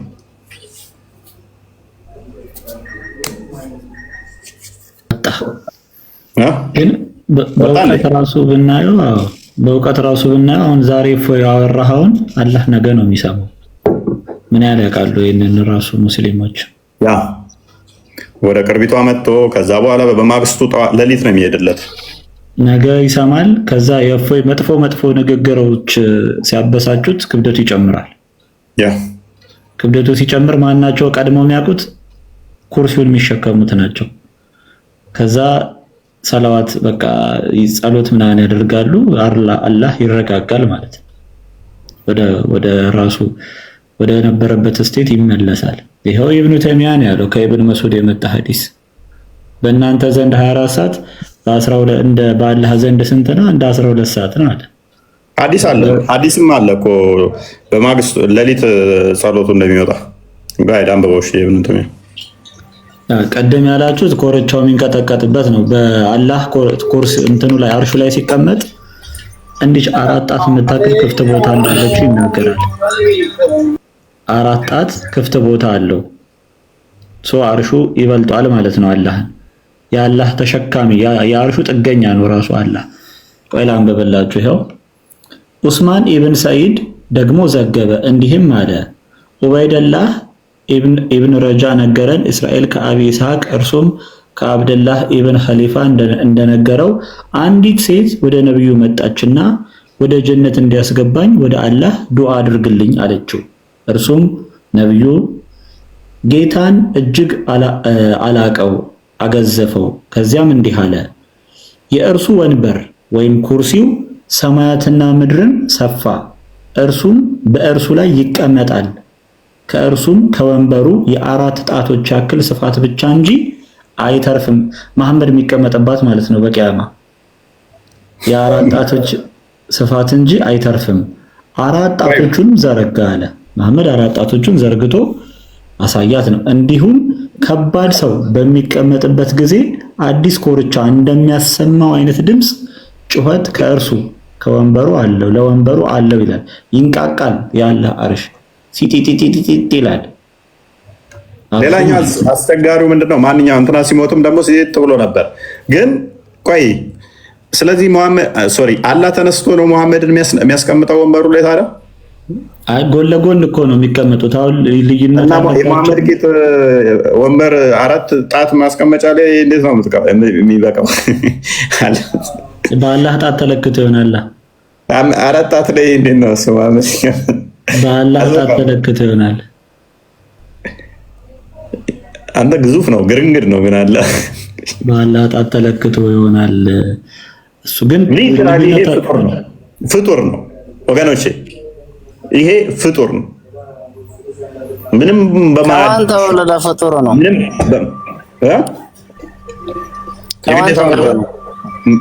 መወለድ አይጠበቅበትም ፍጡር ለመባል እኮ። መሐመድ ወለደ እኮ የተወለደውን እየተመለካቸው አልነበር እንዴ? ከማን ተወለደ? ፍጡር ነው። መሐመድ ወለደ። መሐመድ እስቲ ማስረጃ እስቲ መሐመድ እሺ፣ አላህ ነው ያለው። የትም ይሁን የተወለደ ማስረጃ ስጠኝ። ኦኬ አላህ ተወለደ ብለህ ነው? አይ የተወለደውን ስጠኝ። ከማን ተወለደ ነው? እናንተ የተወለደውን የተገረዘውን እየተመለካችሁ ነው። አላህ ነቢ ሳይገረዝ እስከነሽለፈቱ ሊሆን ይችላል። ታይቷለሁ ግን በደንብ አስብ። እስቲ ማረጃውን ስጠን። እሺ ጎበዝ። አላህን የነገረህ ማን ነው? ስላላ ያስተማረህ ማን ነው? እሱ ማንም ይሁን ማንም የተወለደውን ነው ያልኩት። ከማን ተወለደ ነው? መሐመድ ነው የነገረህ። ኢየሱስ ክርስቶስ ከማርያም ተወለደ አይደል? ታዲያ መሐመድ የጭንቅላቱን ፈጠራ ውጤት ወልዶ አምጦ የወለዳትን ከጭንቅላቱ ለእናንተ ነገራችሁ። ውሽዝ የመሐመድ ውጤት ነው። አላህ መሐመድ ነው የወለደው። አላህ የሚባል አምላክ አለ። እግር ያለው ባት ያለው ጋነም እግሩን የሚከት ጭንቅላት ይኖር አይኖረው ብላችሁ እንድትከተሉ ይሄን ወልዶ የሰጣችሁ አላህ ማን ነው? መሐመድ ነው። አላህ ተንፍሶም አያውቅም። አንድ ቀንም ተንፍሶ አያውቅም። አላህ ማውራት ከጀመርክ ቆይቷል እኮ አንተ ልጅ አይደለም እኮ ሲማ እንዳይደብር ችግር የለም። እሺ መሐመድ አላህ ነው የነገራችሁ? መሐመድ እኮ ነው የነገራችሁ። ስለዚህ መሐመድ አይደለም። ከሱም በፊት ብዙ መልእክተኞች አሉ። መሐመድ ብቻ አይደለም። ስለ እስልምና ስለ አላህ የሚያወራው ማለት ነው። ማንም እሱ እንደዛ አይደለም። ለምን ማረጃውን ለምን አታወጣኝም? የጠየቁን ጥያቄ ማረጃ አውጣ እስቲ። አላህ ከማን ተወለደ? ማረጃውን አውጣ በቃ። ነገርኩህ እኮ ወንድማችን። ሰው ይታዝባል። ብዙ ሰው እያያ ነው ያወራውን ነገር። ማረጃ ጠየቁኝ መልስ። አላህ ከማን ተወለደ ነው? አረብኛ ማንበብ ትችላለህ? ቆይ አይደለም አቶ ፉአድ አላነብ እሱን አንብባለሁ አላልኩም። እሱን አንብባለሁ አላልኩም። ያው ማስረጃ ልሰጥህ እኮ ነው። የምን ማረጃ ነው? ምን እምል ነው? አምላክ ከፈለገ ከኮረላይኖች ጋር ለአንተ ከተዘጋጁት ሴቶች ጋር ግንኙነት አድርጎ መውለድ እንደሚችል አላህ አዎ አላህ እሱ ከማን ተወለዳ ነው የሚልህ እኮ አላህን ማን ወለዳ ነው። ኦኬ አያቱን ላሳየህ አያቱን አሳየው በቃ አያቱን ላሳየህ አያቱን እናሳየው ቆሮሞ ተታረጉኛ በቃ አያቱን እናሳየህ ጎበዝ እንደውም የተሻለ እሱ አላሁ አክበር አይፎይ እውቀት ይገርማል ግን ጂኒዎች ስላለ አያት የመሰከሩትን ያሳየው አያት ማለት በአረብኛ አያት ምን ይባላል ፏድ ምን አውቃለሁ አላውቅም ጠይቀኝ አላልኩም ያላን አያት እኮ ልናሳየህ ነው አያት እንግዲህ አባት ቢኖረው ነው አያት ቢኖረው ከማን እንደተወለደ አሳየኝ ነው ከማን እንደተወለደ አሳየኝ ነው ማን ነው ወለደው አላህ ነው ወለደ ማን ነው ልናሳየህ ነው አያቱን ካገኘው አባቱን ትፈልጋለህ ሊቀድር ጣይ እናመሰግናለን በቃ ለምን አልሄድክም ውይይቱን ለምን አልሄድክም ሳትጩ ቆይ ጧና አዘጋጃት ለምን ቀርተህ ቆይ አፋሪ አረስ ሳትጩ እናት እዚህ ጋር እንትን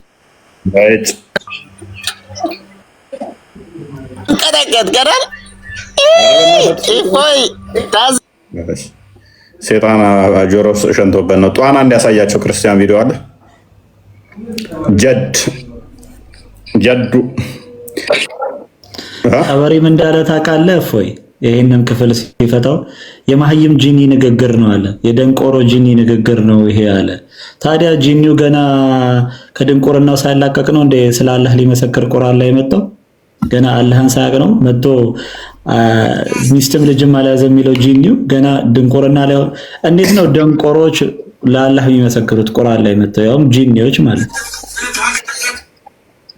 ያሳዝናል አያቱን ሊያሳዩን ነው ጧና ብዝተዋታል ጧና አሳያቸው ክርስቲያን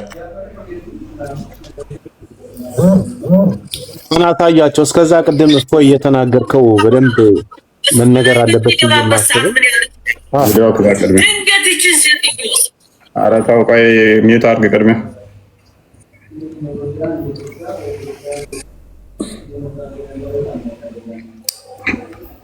ነው ይሄንኛውን አይደለም ሌላ ቅድም ልክ ይላልው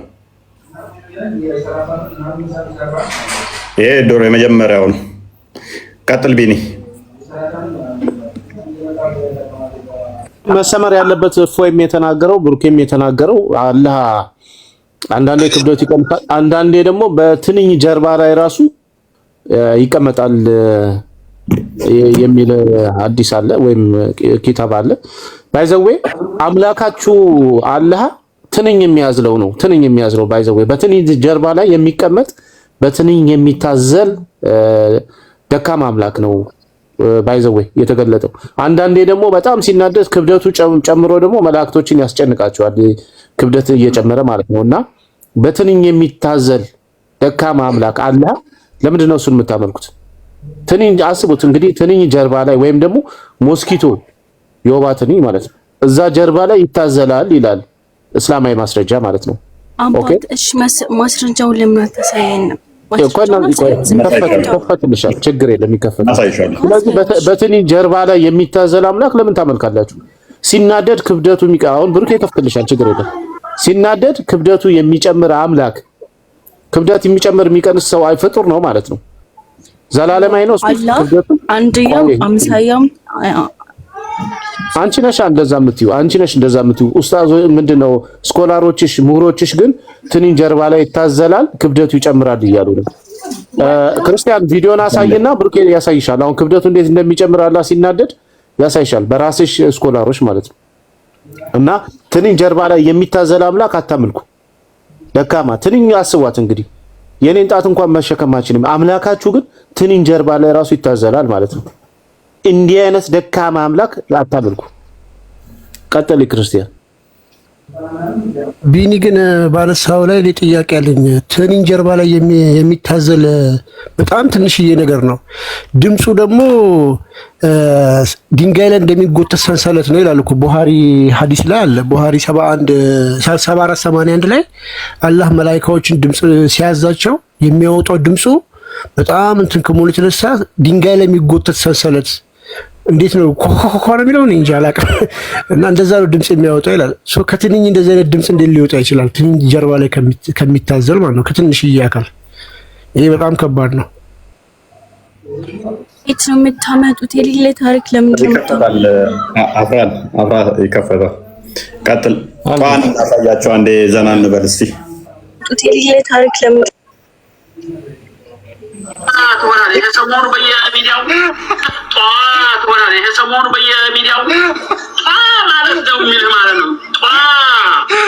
በል ያለ አዑዙ ቢላሂ ሚነሽ ሸይጣን ረጂም በል አዑዙ ቢላሂ ሚነሽ ሸይጣን ረጂም በልማ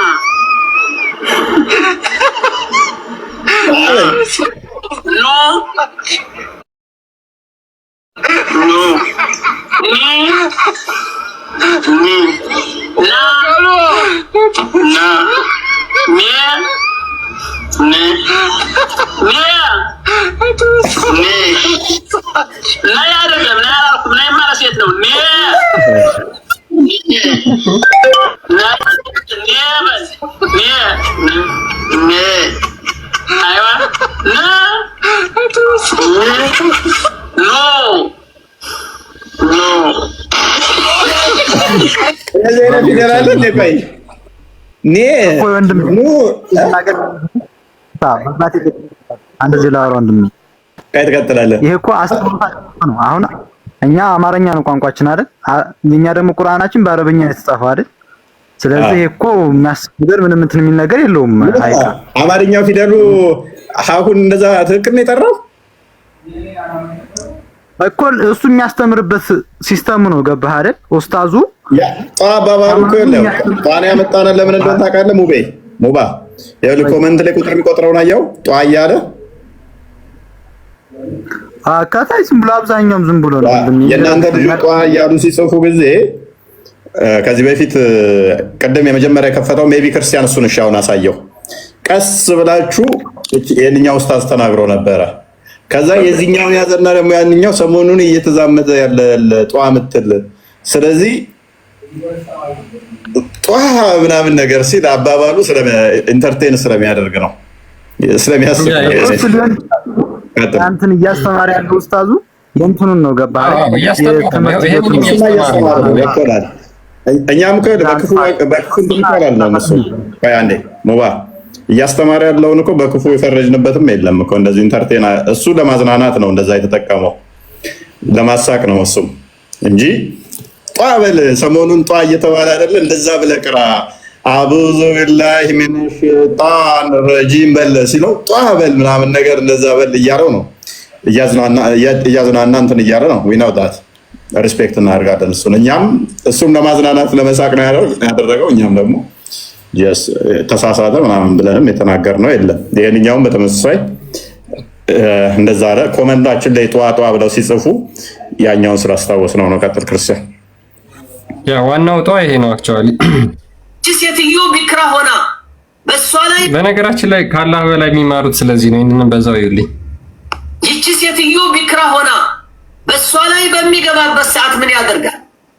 ድንገት ይቺ ሴትዮ ሳታስብ መግፋት የለበትም። ስጋን የሰውነት ክፍል ምን ይላሉ ሼኹ? ቀስ ብሎ እያጫወተ ቢክሯን መውሰድ አለበት። ድንገት ብድግ አድርጎ ያችን ሴትዮ ሰውነቷን ሳያለዝብ በተለይ አንዳንዶችማ በቃ ጦርነት የገጠሙ ነው ይመስላል። ጦርነት የገጠሙ አንደኛው ምንድነው? እኔ እንደው ብዙዎች በቃ እንደሚያደርጓቸው ነው። በቃ ከዛ በኋላ ፍቅር የሚባለውን ነገር አላውቅም የሚሉ ሴቶች ገጥሞ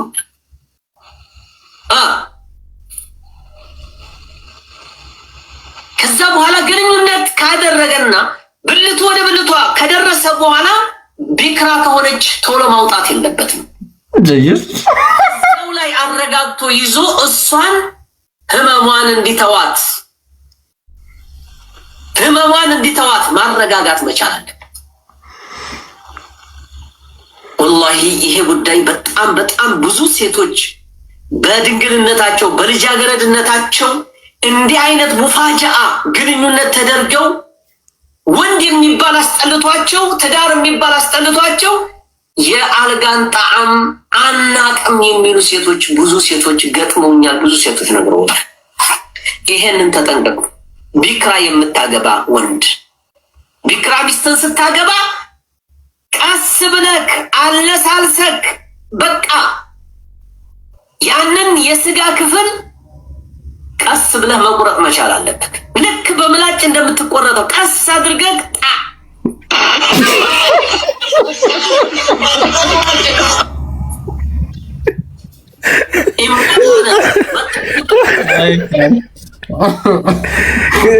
እኔ ግን ክርስቲያን ይሄ ቪዲዮ ከጆኩ ባሻገር አንድ ትልቅ መልእክት ያለው ቪዲዮ ነው ለኔ። ጌታ ልብ በሉ፣ ፈትዋቸው ጠቅላላ ይሄ ነው። ይሄ ኡስታዝ ወንድ ነው። በእስልምና ከሴቶች ጋር እንደዚህ አጅነቢ ከሆነ ሴት ጋር መገናኘት የለበትም። ብዙ እንደዚህ አያወራም።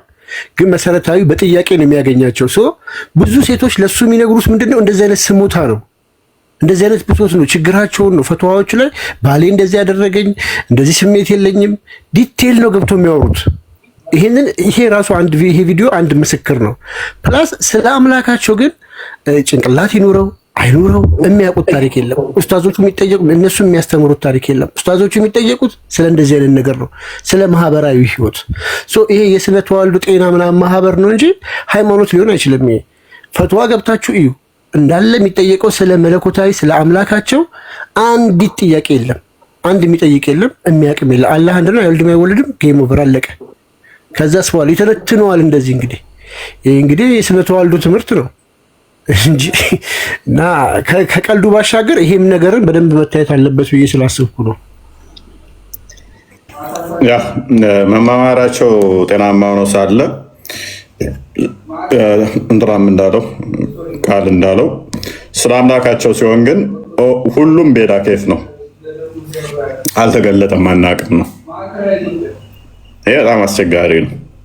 ስለ አምላክ ሳታቅ ኢንዲቴል ስለ ትግሪ ምንድን ነው ህይወት የሚሆነ ካለ ይሄ በጣም አስቸጋሪ ነው። ይሮጣል፣ እንዴት እንደሚሮጥ አናቅም። ይተጣጠፋል የሚላል እኮ ኢብኑ ተይሚያ ይተጣጠፋል፣ እንደዚህ ሽሪንክ ያደርጋል። አሁን እባብ እንደዚህ ይዘረጋል ወይንም ዘንዶ ይላል፣ ከዛ ደግሞ ሽሪንክ ያደርጋል ይለናል ሼኹል እስላም የሚሉት። የሙስሊሞች ሼክ የሚባለው ታላቁ ሼካቸው እንደዛ የሚለው ካልተጣጠፈ እንደዚህ ካላለ እንዴት አምላክ ሊሆን ይችላል? ጭራሽ ይለናል ማለት ነው። በሽር አጎቴ ሎንግ ታይም ካየው አውራ ዶሮ አለኝ ፈለገ አርሹ ስር ያለው አውራ ዶሮ እሱን ማሳየት ይቻላል። ቅድም ቢን የሚለው ነገር ስለነበር አርሽ ስር ዶሮ ምን ይሰራል? ለኛት ቅድሚያ ንያትና ቅድም አፍራ ስለጠየቀች ወባት ልኝ ላይ ይሆናል ብለው ክርስቲያን ስለከፈተው ቀጥላም አጎቴ መለሳለ ለአፍራ ነው። አንዴ ለእሷን ጨርሰናት እንሂድና ወደ ሌሎቹ እንሄዳለን። ያ ቅድም ምንድነው አላህ ከፈለገ አርሹን በሞስኪቶ ማለትም በወባ ትንኝ ጀርባ ላይ ማድረግ ይችላል ብሎ ኢብኑ ተይሚያ ተናግሯል። ምን ይላል? if he had willed he could have placed it on the back of the mosquito አላህ ከሻ አርሹን ማለት ነው በወባ ትንኝ ጀርባ ላይ ማድረግ ይችላል። and it would have carried it by his power እንድትሸከመውም ስልጣን ኃይሉን ሊሰጣት ይችላል። so how could it be carried on the magnificent throne greater than the heaven and the earth ሰማያትና ምድርን የሚበልጠው አርሽማ እንዴት አላህን መሸከም አይችልም? በውባትንኝ ጀርባ ላይ ማረፍ የሚችል ከሆነ ብሎ ተናግሯል። አምላክን በምን እንዳይለኩት አየው፣ ግን በመጠን ነው የለኩት፣ በግዝፈት ትልቅዬ ግዙፍ የሆነው አርሽ አላህን መሸከም ትንኛ አላህን መሸከም ከተቻለች የወባትንኝ ጀርባ ላይ አላህ ማረፍ ከቻለ እንድትሸከመው ስልጣን ከሰጣትና ከተሸከመችው እንዴት ትልቁ አርሻ ይሸከመው ካለ ሜቢ እስኪ ክፍሉን ከፍ በልና አንብበው እስኪ ክርስቲያን አይ ቲንክ እሱ ክፍል ላይ ይመስለኛል ከብዷቸው ነገር ከዛ በኋላ ኃይል እንዲያገኙ ምን ሱብሃንአላህ ነው ምናምን እንዲሉ ይላቸዋል አይደለ? until they thought that there is no power. Yeah, ትንሽ ከፍ በልና አንብበው እስኪ we have been told that when they carried the throne with the mighty power. Yeah, አንብበው እሱን ከላይ ጀምሮ አንብበው። we have been told that እንደዚህ ተብሎ ተነግሮናል አለ። when they carry the throne ማለትም አርሹን የሚሸከሙት ተሸካሚዎች ሲሸከሙ አርሹን with the almighty above it አላህ ከላይ ሆኖ in his glory and majesty በክብሩ ምናምን they were too weak to bear it እሱን ለመሸከም እጅግ በጣም ደካማ ሆኑ ደከሙ and submitted kneeled until they were taught ከክብደቱ የተነሳ በጉልበታቸው ወደቁ በጉልበታቸው ሆኑ there is no power nor strength except with God ከዛ በኋላ እንደዚህ ብለው ተናገሩ ከአላህ ውጪ ማንም ኃይል ያለው የለም then by God's power and will they were able to carry it ከዛ በኋላ አላህ እንዲሸከሙ አደረጋቸው ኃይል ሰጣቸው ይላል። አላህን ለመሸከም ከብዷቸው ምን ያህል ግዙፍ መሆኑን አስበው እንግዲህ አላህን ተሸከመው የሆነ በቃ ቦዲ ነው የምንላችሁ እኮ ለዚህ ነው የምታመልኩት ነገር ግዙፍ የሆነ ዝም ብሎ ግዑዝ ነገር ነው። ተሸክመውት ብርግ ሲሉ አልቻሉም፣ በጉልበታቸው ተንበረከኩ፣ አቅም አጥተው በኋላ ኃይል ሰጣቸውና እንዲሸከሙት አበረታቸው። ከዛ ተሸከሙት፣ ብድግ አድርገው ተነሱ። እናንተ ሰዎች አቀልዱ፣ ኧረ ተው አቀልዱ። ምን ሆናችሁ ነው?